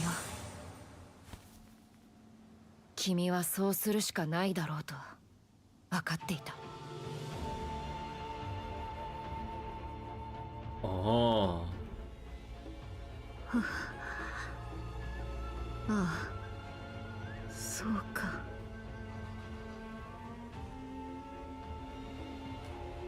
我が胸を焦がした温かな強行、いおりではなかった。今この時、いや、きっと元よりそうなのだ。いおりの身から放たれたる、それは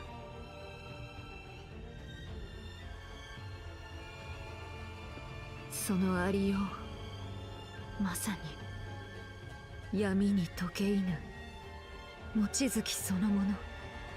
The light was the full moon.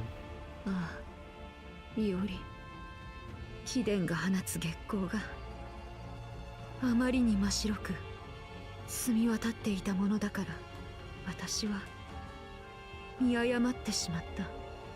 そのうちに潜む刺すような冷たさ、ひどく純粋な剣の危機に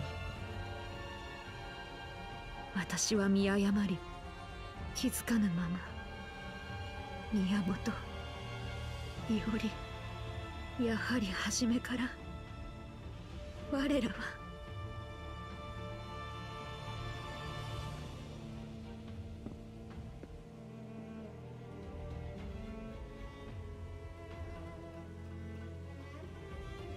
日向のごとく穏やかで人の道を尊ぶ。余人はそういう風に俺を見る。お前もだったな。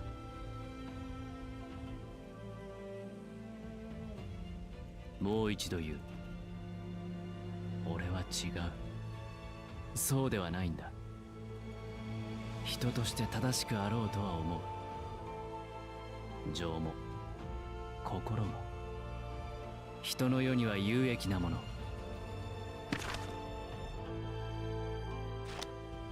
終生穏やかによく生きるための最善手、まさに呼吸のようなものだ。それはわかる。わかっている。故にこそ従った。だが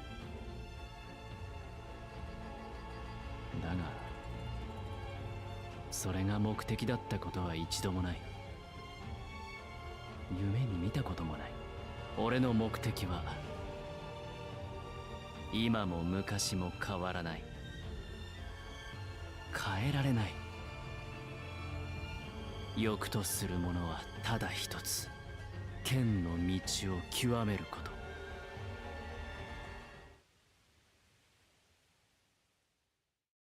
だからセイバー、俺はやはり優しい人ではないんだよ。俺が穏やかに振る舞うのは、人の道を尊ばんとするのは、穏やかで人の道を尊びながら生きる太平の世の人々を理解するため。相手が何を思い何を考えるのか理解すれば切りやすい。Oh, oh shit. 多くを切るため、多くを俺は理解したい。江戸の人々を、師匠を、お前を、誰も彼も、そうとも。誰も彼もに俺は勝つ。誰も彼もを切り伏せる。そのために生きている。あの夜に見た極限の剣のように。だから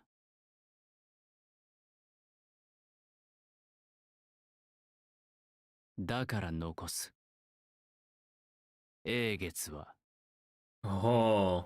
残す。あまたの強者を誘い、集うための災いとして。You can see how, like, around Iori's, like, eyes and pupils and stuff, it's gotten a bit shadier or darker now that Iori's showing his actual true inner feelings. Oh, shit.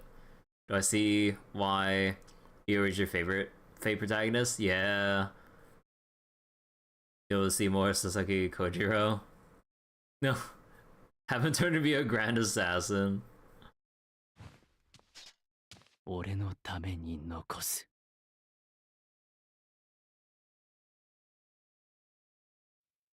思えば、そ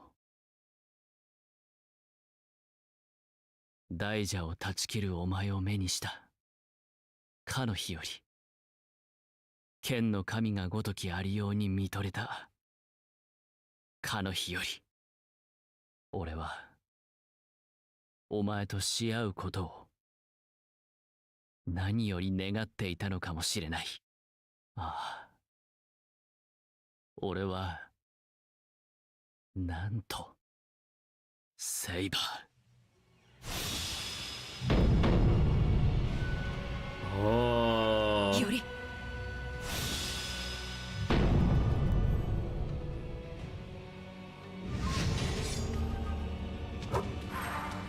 Wait, damn it, I'm at full health again. Hold on. Hold on, I need to prep my HP. Hold on, I need to prep my HP. Hold on. Okay, I'm at the HP threshold, alright. 哀れのないその願いを叶えてやれたらどれほど良いか。その願いを捨ててくれるならどれほど良いか。うせろ。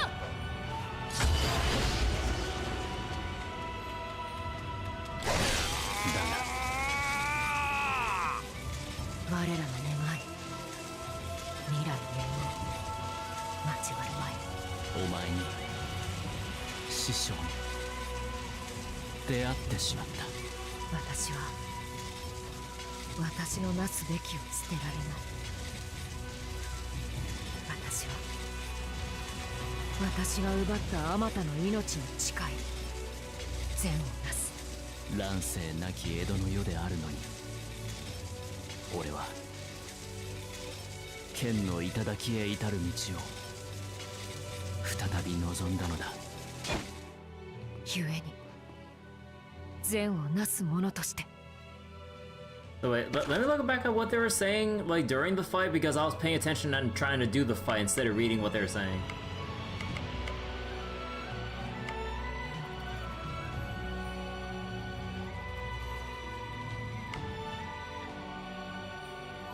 How wonderful would it be if you could forget your wish?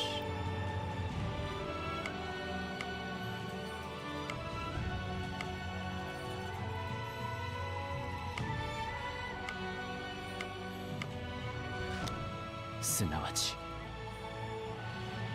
ただ剣の鬼として君を切る。お前を切るよりもはや道はなし。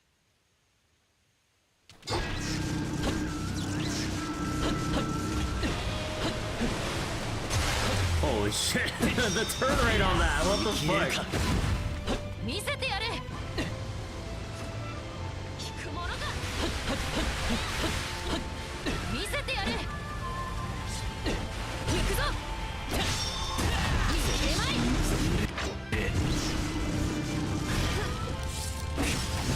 全身全霊。空の型だ。危険。ツバメ返し。You know, I kind of wish I was given a slight opportunity to adjust the difficulty, because like right from when you fight Musashi, you can't change the difficulty anymore because they don't give you control. Like I would have loved to bump up the difficulty just for this moment, but oops. 火の型どうした？誠の力を見せろセイバー。ああ、言われずとも。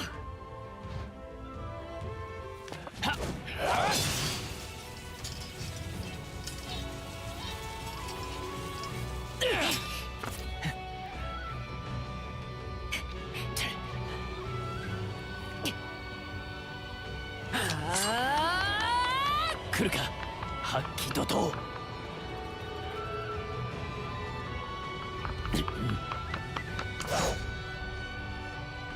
ここ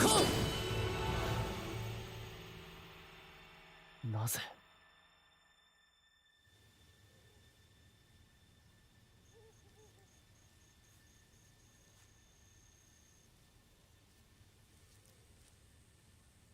おー。君の言う通り、勝つために相手の気持ちを考えたんだ。ああそれは勝てないな。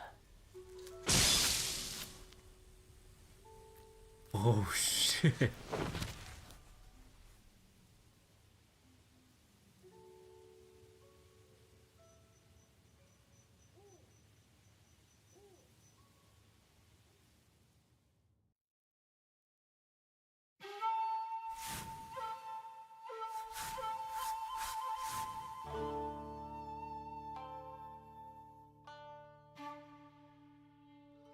Yori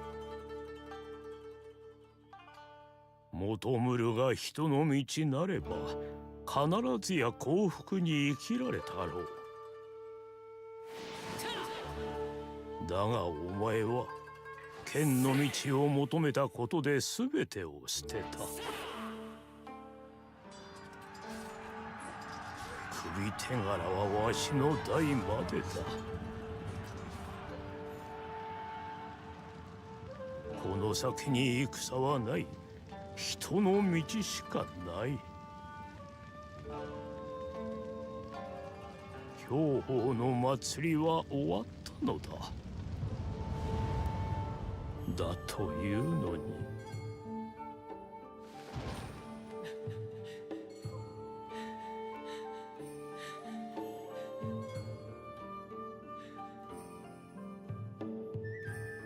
いおりよ。お前は。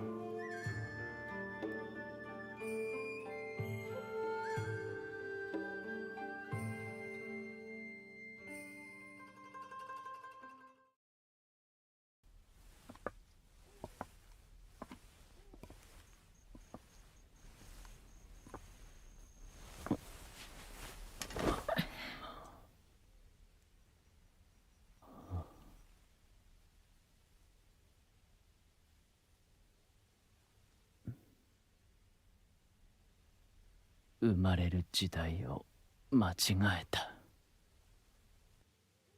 己の我を殺し欲を殺し太平の世の空気を拒んだ。それこそ息をしない屍のように。剣の道はついえていたんだ。だが剣としてお前に打ち壊された。まさに望んだ通りの人生だ。長い夢のようだったが。いおり、あの夜殺されるはずだった港の一夜からずっと続く月に焦がれるような夢だった。なんだ、まったく師匠も人が悪い。剣であってもこれ以上はない。あ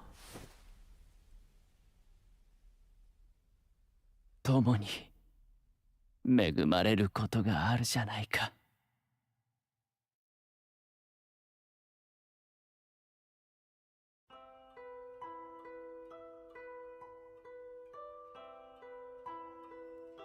ー Really?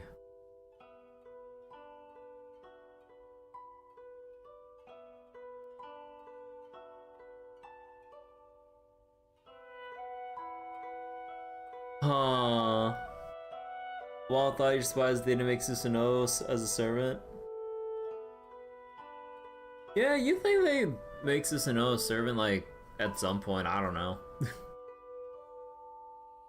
But this is the strongest ending of the game was the last. Yeah.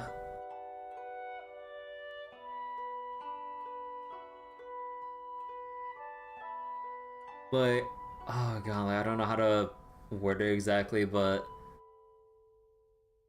seeing like Iori. Oh wait, hold on. There we go. "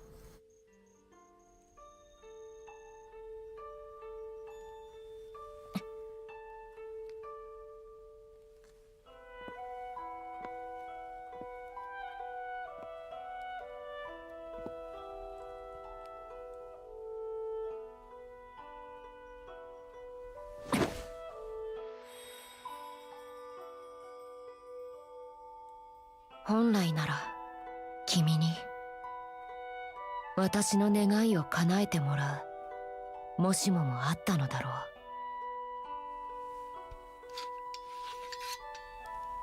う。でもいいんだ。願いは叶った。これ以上は望めない。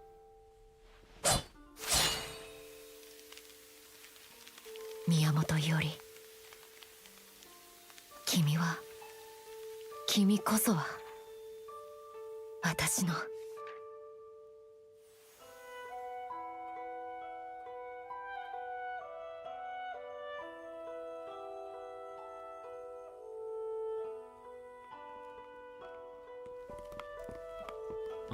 Kaya.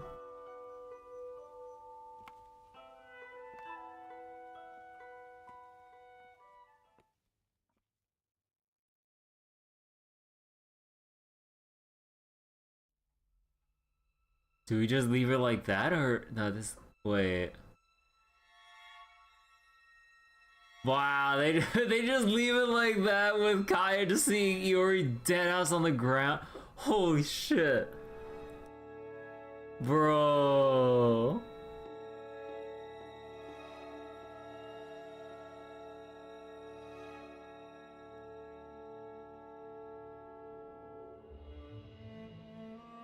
This is where he gets Isekai to FGO collab. No, it doesn't work like that.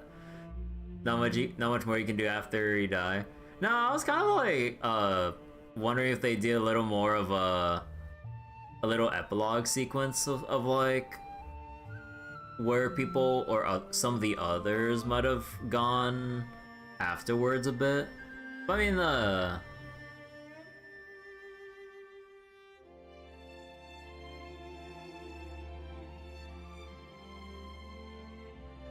man, sorry, I'm like really bad at like putting out my thoughts on like story stuff.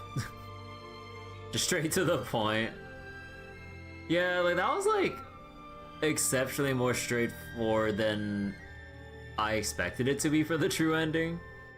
We know what happened with Yui and Jaemon. Oh yeah. Although yeah, I guess when you look at the rest of the cast, like yeah, we basically kind of like saw everything else. Well, I guess with the exception of Dorothea, I suppose. Even though like she did her whole thing during the big fight though. This is one of the most brutal and violent Fate stories. Yeah, truly. Yeah, Yui left once she saw Iori's true colors and had him, like, pegged completely wrong with, like, how she saw Iori at first. And yeah, Chiemon, like, got the last laugh by just taking out Caster, yeah. And yeah, Kai is just all alone now, and I feel so sad for her. I was kind of wondering if we'd have any other, like, crazy sequence if, like, Iori went a bit further than he did, but... Or, I guess that was just more like me wanting, like, a big, like, set-piece boss fight, kind of like how we had the Dragon God, even though I hate fighting the Dragon God, and then we had the Waxy Moon Monster when Chiemon, like, ended up taking in the moon, or using the moon vessel, I mean. So, like, part of me was expecting some really, like, big messed up shit from Iori, but no, it was just a very, like, relatively quiet but emotional fight between Iori and Saber, whose wishes just like, yeah. Dark indeed, true and not. Even MC survived the Magic Fate Extra. Both Chiemon and Caster were vapid, pathetic past, but Chiemon had a pitiable past. Caster had nothing, so it's better that he gets to be winner by default in that fight. Oh yeah, like it felt nice just seeing Caster burn up like that, yeah. Even though we technically disliked them both from our perspectives in the story. Yeah, no, we still like Chiemon better. Zhang technically won by surviving. Did he really win?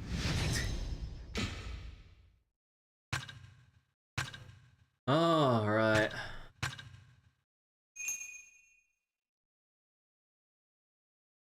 And finally done. Do they do anything different with the...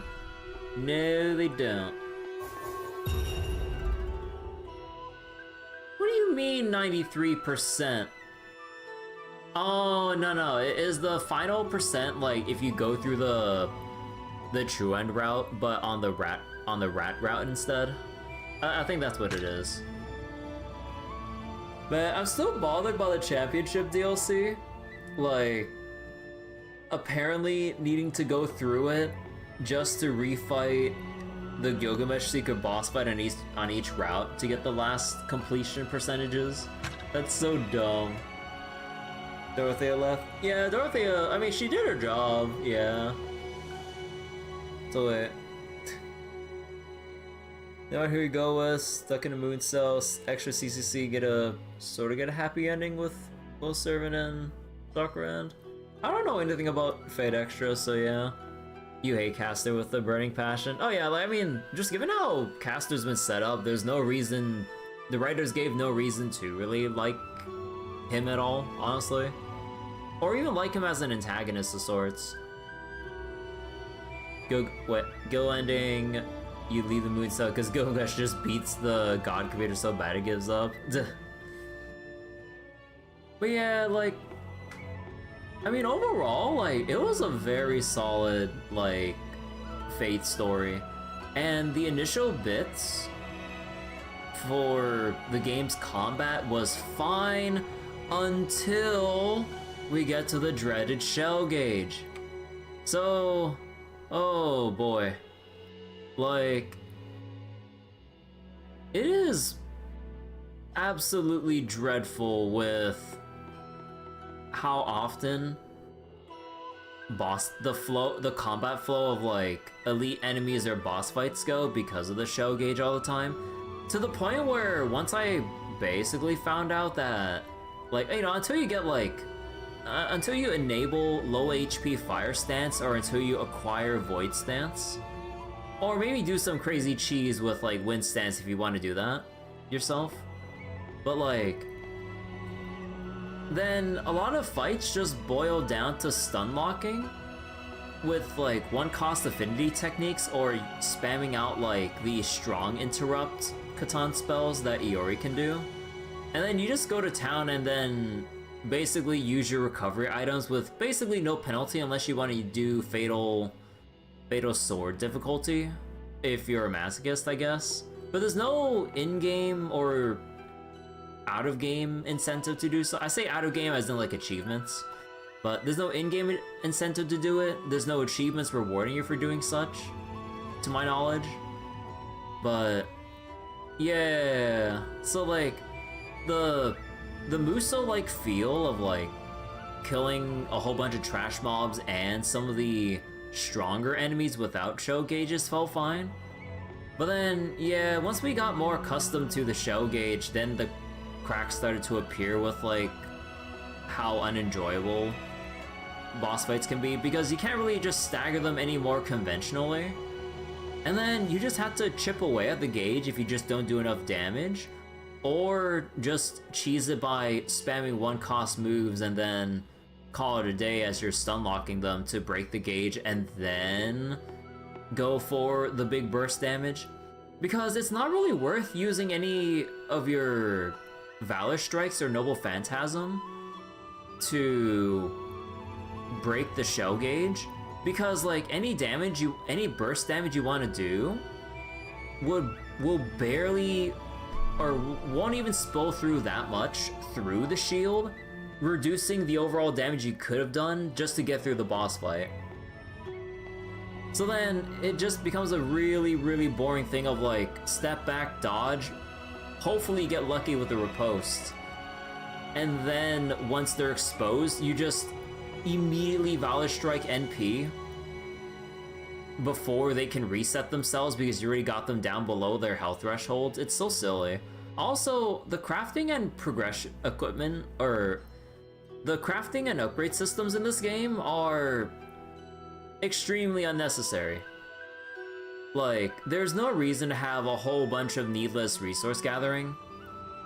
And the whole mountings, like, if I wanted an equipment system where you had to find random substats to flesh out your build, I'd be playing Path of Exile or other ARPGs. It does not need to be in this game. Other kinds of builds or equipment with different abilities should just be very distinct pieces of unique equipment that you get just from doing digressions or progressing main story. So then you can just pick and choose a loadout going into a fight without needing to grind up like materials, grind out mallets. And they even have RNG enhancements. Like, that's like fucking mobile game sins right here. Like, oh, there might be a chance you get a super success where you enhance more than you normally would if you're using a steel mallet. I'm like, bro, come on. It's so dumb. So wait, meal way out Cersei unaffected by the game's BS during the story. I mean, given how powerful a witch Cersei is, I mean, I'd be more surprised if she did get affected by the whole, like, rogue servant possession arc of the story. Like, I actually, like, lose respect for Cersei if she was actually, like, caught up in all that. Unless, like, unless the writers directly show her getting, like, directly weakened by people specifically targeting her, then I'd understand if she was targeted. But just as like a widespread AoE possession kind of deal, like that everyone went through, no, like Cersei should be able to like resist that shit. That's just how she is. So wait, let me catch up with YouTube chat, my bad. So wait, cast it with a burning passion. I cast it with a burning passion. Cast never did anything. I mean, like, yeah, he's mainly just there as an antagonist with no real, like, I guess, like, for lack of a better word, good part to, like, his whole motivation or whatever. Like, he's, like, he was never gonna be ever on our side through whatever crazy circumstances with how the story plays out. So yeah, like, we just have every reason to beat him up and celebrate once we kick his ass. Jaemon was legendary. Jaemon voiced by Bakugo, so it pans out. Jaemon had terrible survivor's guilt, even worse than Shiro's. Digimon more frail than glass but powerful magic. So wait, did this game not already have enough progression systems without the equipment? What about Koholin? I mean, like, I would assume the rogue servants, like, just with how they explained it, like, they just wouldn't really have them wandering off. So they're basically just kind of there if our adventures take us there. Unless, like, specific reasons come up for them to be summoned outside of their usual locations. So, like, yeah, like, I don't really expect them to just show up out of nowhere, because it would make less sense for the rogue servants to just kind of show up unwarranted out of nowhere. Like, it'd be cool, like, in a way, just seeing, like, the whole lineup of servants, like, band together. Like, if there's some actual, like, let's say if, like, the Divine Beast was actually rampaging throughout Edo, and then, like, they come up with some bullshit to do that, then sure. But just given, like, what happened in this specific, or, you know, during these specific moments on this, like, ending path for the final chapter, I mean, there's no real reason for the rogue servants to really come up anymore. They've already had their, like, stories explored, at least as far as the digressions went, honestly. But, I mean, like, some of them were just, like, a lot of them were just there, like, to kind of, like, fill things out, I guess. But there were never really going to be any driving force pertaining to the main story, because we're mainly focusing on, you know, everyone else, like, in the Waxing Moon ritual. So it'd be kind of weird if, let's say, I don't know, Li Shuan actually had something super duper important for the main story. I don't know. But, like, what else did I want to randomly go on about? No, evil Iori would be some, or evil pig Iori. You know, that'd be pretty funny if, like, you just see, like, Iori, like, with his, after showing his true colors, but turn into a pig still.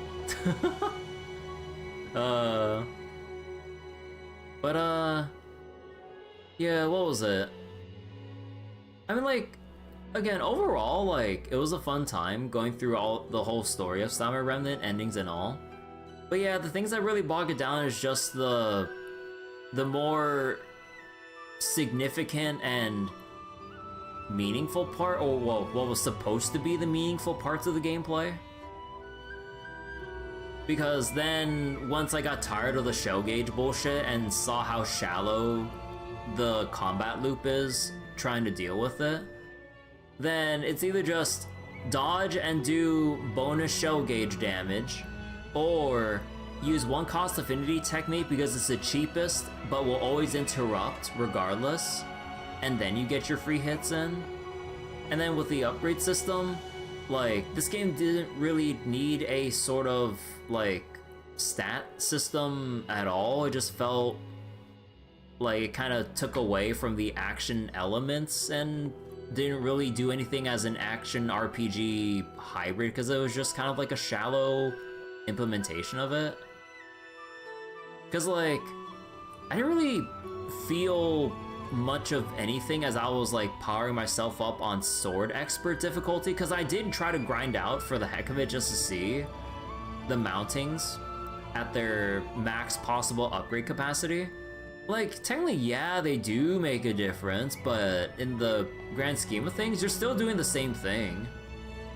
Like, you're still tediously chunking down the shell gauge and then doing your burst damage to get the fight over and done with. So I'm like, for what purpose is this here? And then also the resource gathering, because, like, for some reason, not only did they introduce crafting materials, they made a whole shopping list of, like, random materials to acquire from every enemy. And then they made their drop rates abysmally low for the sake of casual playthroughs. So even when I farmed out for the hell of it, like, magic find equipment in an ARPG sense, like, you still have to grind out, like, an unreasonable amount of monster materials to then get your measly upgrades of like, oh, extra valor bar fill rate, or like you get better enhancements. So you get some like small meta progression upgrades, but they take so long to come into play that it feels like by the end of it, is it really even worth it at this point, because you get your upgrades like so far in. But even then, like, you could just play the game just fine without the stat boost ones. Like, maybe there's some of the other more tangible ones of like of actual benefit, like God, I'm trying to remember off the top of my head. But yeah, like, basically didn't really add much of anything and just added a very honestly lazy level of grinding and game time padding. So wait, you appreciate the Magecraft Workshop, but would have fit FGO better? Yeah, like that's the funny thing. Like, the Magecraft Workshop thing would probably be better as like an FGO meta progression thing for your account. Because like, it would fit like the kind of thing you would expect in like a mobile game. Because you know how, you know, live service or mobile games or gacha games do their progressions. Like, oh yeah, you need like a resource and time sink to like slowly, incrementally upgrade your account or units as a whole or some shit. That feel more proper in Fate Grand Order than it does here. The class score system in FGO is nice and all, but it's too time gated. Yeah, like, you would basically need to keep doing your dailies every single day in order to, like, slowly build up the materials to unlock your class score one by one. So it's kind of like, yeah, I mean, FGO's really, like, kept its like systems going in a not as annoying way, because it really just, or it really feels like, or no, it just straight up feels like, you know, enhance your favorite servant or servant class of choice and just have fun with it, instead of necessarily feeling like it's a mandatory aspect of progression and roadblocker to doing things in the game. Because like, if FGO had things where you would have to get your class score up in order to progress just because you get stat checked or for some stupid reason, then oh boy, we'd have some issues. But honestly, like, FGO has really done well in the sense of like, just build up your favorites and have fun with it. And just enjoy the story for the most part. So DLC 3 was basically mommy fan service. I mean, yeah, the whole thing with Kishimojin really felt kind of weird. Like, I do like her design and everything, like, don't get me wrong, but in terms of like the actual like story, or honestly like going to the DLC things, like, kind of like, I guess, overview of like the DLC things, at least as much as I can remember off the top of my head. Like, Championship DLC, completely unremarkable, except for Caster's Route, where you can actually play as Ibuki, like, as a big surprise, and then just wipe the floor with like everyone. So then you're just like power tripping as Ibuki, and as someone that's a big fan of Ibuki Doji, like, big thumbs up for me.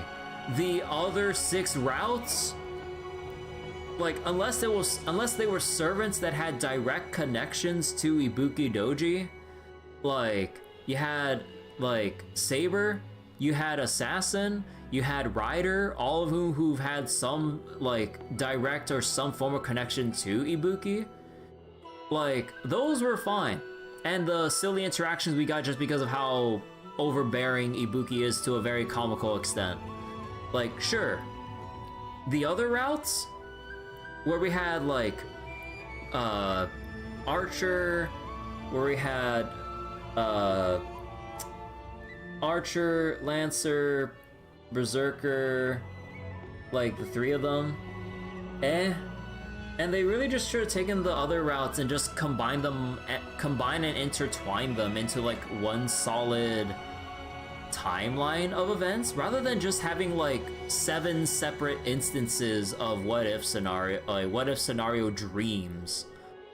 Like, again, aside from the Ibuki fan service that I'm all for, like, yeah, like the DLC is a huge ass nothing burger. And then like the Sword Chronicles, I mean the Sword Chronicles, it was fine and all, although like I didn't really, I mean honestly with like Sword Chronicles and Crimson Demon DLCs, I didn't really feel super, how do I say it, like super wowed by the stories and events. Like the whole thing with Munenori, or seeing a younger Munenori, and then after the reveal, the, what was it, like the younger but what if variation of Munenori was pretty neat. And then like, I don't know, like it didn't really, the story didn't really feel that deep of a whole mystery thing, because I mean honestly, like, you know, all the DLCs were just basically made as like not too deep side stories just for the sake of having DLCs, that it feels like. Because like each DLC features like, you know, their own respective DLC servants, and they have their own like aspects of progression or skill tree upgrades that will apply to the base game. I guess like in a nitpick sense, like I've said before, a lot of the upgrades that are featured from the DLCs, they should have just like introduced to you without having to initiate the DLCs itself. Because like, you know, thinking or trying to err on the side of caution, like doing the DLCs after the first playthrough, there wasn't really much reason to take advantage of the DLC workshop or skill tree or rogue servant benefits. Oh, I mean, the rogue servant stuff is whatever, actually. But, like, a lot of the extra upgrades beyond that just felt unnecessary because I was already basically done with the game. I'm like, I could have used these upgrades a lot earlier, but then you would have to know beforehand. Like, assuming you're playing blind without anyone telling you, like, you would have to look up ahead of time. It's like, oh, like, I need to make sure I activate the DLCs first so I can get my workshop and skill tree upgrades that would apply to my playthrough. Then I can, like, make some good use out of it, and not, like, with the final DLC for, like, Bylong and everything, of just, like, oh yeah, here's some extra upgrades for Saber, but it doesn't really fucking matter at this point. Or, like, the whole thing with the, actually, I'm getting like a bit way too nitpicky about like the whole DLC upgrade aspects, but like, you felt like the final duel between Master and Pupils were contrived. Yeah. And yeah, like I don't know, it was cool seeing Munenori, but I guess like that just sums up my feelings on DLCs 2 and 3. Like, it really just felt cool, they're there, but it doesn't really go beyond that level of like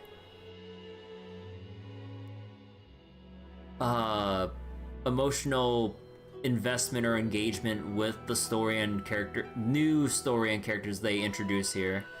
And yeah, like with DLC 3 with Zhao Yun and everything, he is so goddamn boring. Like, gameplay wise, I'm like, damn, he's overpowered and pay to win a shit, because like his animations actually are fast and flow smoothly. I wish the rest of the cast, depending here and there, would actually feel the same. There's so many characters in base game that feel so sluggish and like god awful to try to use at times. Like, oh my goodness. But yeah, like the only thing I really enjoyed from DLC 3 was just seeing the cute fan service of like seeing child or younger Yui Shosetsu, and then seeing the, you know, usual mommy fan service servant of Kishimojin. but like actual like, or not really that, but like more like motherly, I guess if I had to word it more aptly. But yeah, like aside from like those little check marks of fan service, like the whole missing children storyline, like, I mean, it piqued my interest. Like, oh, like cases of missing children, what could be going on? But then, I don't know. Again, like, it doesn't really go beyond just like a little, like, oh, that was an amusing experience. Like, I just felt indifferent at the end of all the DLCs. Like, it's really not worth it. Like, unless you can find a sale on, like, I guess Samurai Remnant Deluxe Edition or something like that at a very good deal. I think you're just better off with just playing the base game and then just piecing out, honestly. And then just watching the DLCs on, like, YouTube or something, just looking at the cutscenes. But, yeah, I don't know. What else do I wanna... I'm not sure what else I really wanted to say about Samurai Remnant, but I mean, I guess like at the end of the day, I got what I want out of it as a Fate story, but as like an action game in general, it just leaves way too many things to be desired. Like, basically like unnecessary, like, crafting, upgrade progression systems, like the shell gauge just being a straight up like fun remover from fights. Oh, also the big thing about, I lined the second stream pretty well, thank you. But yeah, like also the biggest thing, like that is like the biggest sin in action games, like having overwhelmingly unfun amounts of character stagger upon the slightest thing that taps you on the toe. Like, I get it, if I eat like a deadly attack from an enemy, then sure, like it's a big attack, of course I get knocked back. But then from like the little dinky normal enemies, or even just like a basic swipe that's like hard to react to because it's just like a quick unassuming swipe from like a boss enemy, you get staggered, and then you just get chain stunned into a series of attacks you can't really break out of. And compared to how other action games do it, when you do your aerial recovery, if you're getting air juggled in Samurai Remnant, you can't air dodge left, right, forward, back, or wherever. So then even if you air recover, you're still getting juggled because the enemies are still playing out their attacks. So then there's a whole bunch of like nuance with the action combat systems that just really stack up to be annoying as shit. Like, to the point where you just really just want to cheese it by just finding like whatever moveset you're working with and using whatever move is the quickest to pull out and the fastest to recover, or is even cancelable. Because otherwise, like, everyone's movesets, like, otherwise are just extremely long to wind up, easily interruptible, and also the other biggest thing that I have a gripe with this game's combat. Like, whenever you do your finishing moves that have extremely long animations, you can still get hit out of it, even though, like, you should be at least rewarded some form of, like, poise or, like, 1 or 2 hits of super armor, just something, as an example. Like, so you can play out your big moves that you're in the middle of. Like, you even have moves where you phase out of the field entirely visually, but targeting-wise, you're still there sitting right in front of the boss. So then they can just still hit you, even though, like, let's say in Void Stance, when Iori vanishes and does, like, the big dome of sword slashes, elite enemies or boss enemies can still just slap you out of it. But it's like, visually, he's not there. How'd I get slapped out of it? Like, it's so silly how the game just doesn't really put into consideration, like, how, what was it? It's just, there's just too many interrupts with the game's combat. So then, yeah, like the combat just boils to get in, like dip in, dip out, like tactics, and trying to use the longer parts of anyone's movesets is just signing yourself up to getting counterattacked, or enemies recover from their stun bonus damage window before you can even get to like your third or fourth move in your attack sequence. So at that point, it's just like, what's the point of everyone in the game having a moveset beyond like the first two hits of their moveset? Like with Rogue State or with Yoshinaka, like most of his moves, like I guess like in a general overview, a lot of characters' moves can be super big and flashy, but they wind up for so long that the vulnerable moments when you actually want to do damage to enemies, they're already out of harm's way, or they've had enough recovery time to refresh their shell gauge, or they already hit you out of the attack you're in the middle of charging. So then like take Assassin for example, like every move that he tries to do feels extremely sluggish, laggy, and unresponsive, except for spamming his heavy one, which is the only saving grace.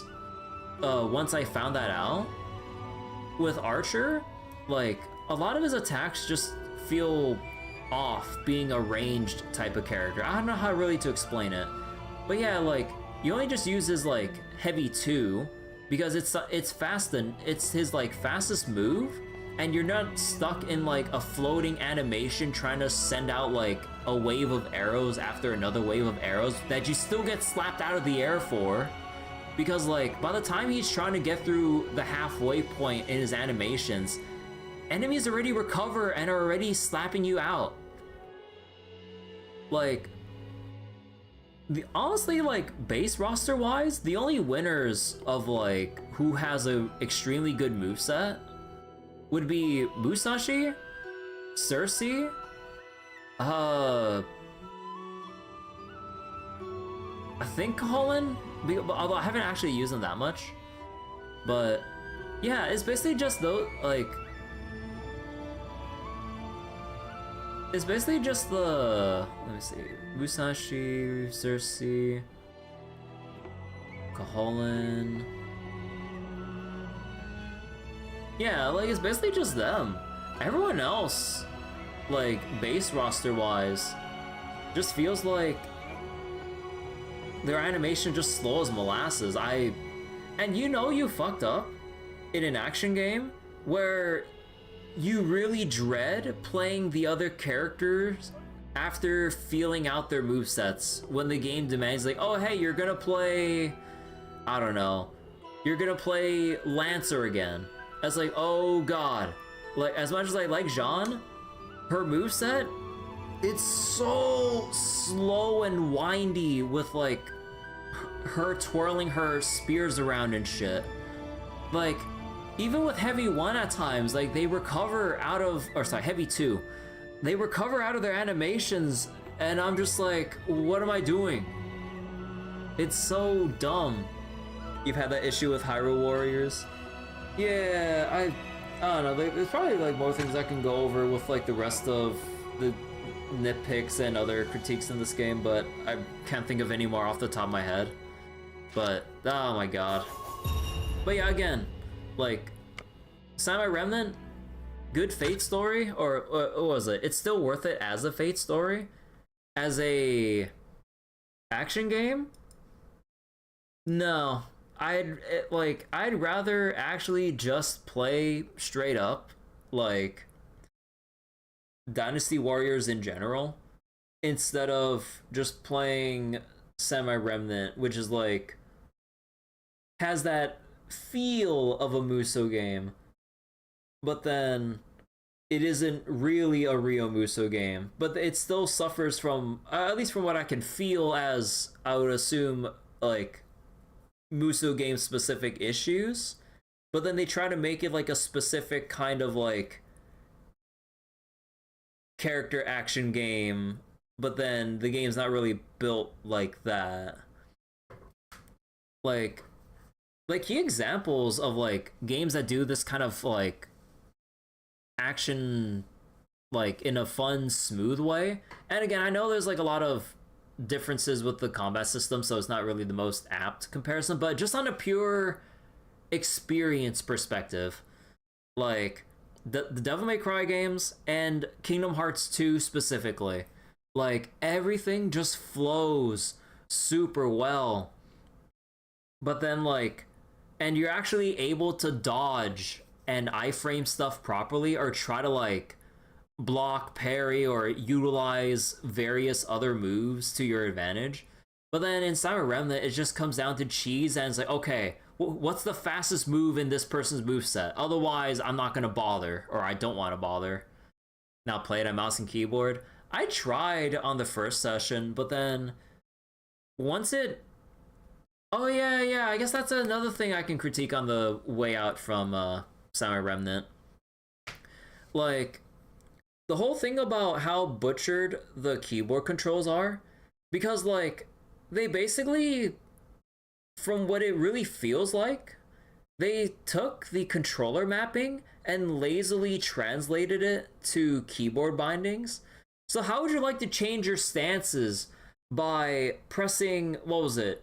I think it was like Control or Left Alt, if I remember. Control or Left Alt, if I remember correctly, and press VB and spacebar for your spells, or I think it was your stance, or trying to like flit around on the keyboard in some very uncomfortable, non-ergonomic way. Like, this really would have been one of those cases where it would be so much better if we laid out the bindings for stance switching, spell selection, bringing up your heal inventory, or bringing up like servant support options.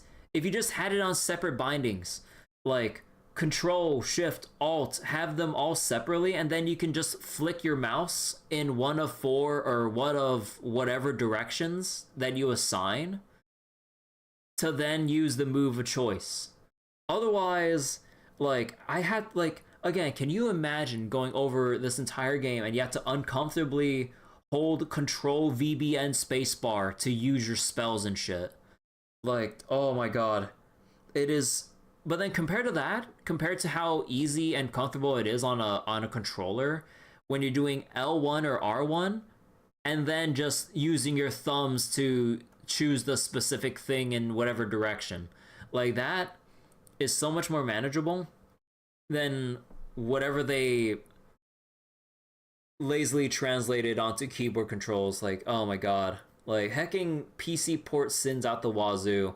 Mouse acceleration, once I figured out why the camera wasn't moving properly, like, you can slightly nudge the mouse around and see that the camera doesn't move at all, but I jack up the DPI on my mouse, and then I can finally move the camera sort of how I wanted it. Still not like, completely.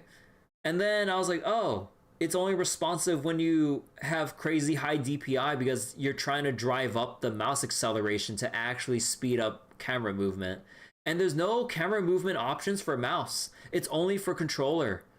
Like, oh my goodness, that's so bad. But okay. So let me take this time to switch over to Fate Grand Order real quick. So also, I think it'd also be a good time for me to go on a little restroom break in the meantime as well.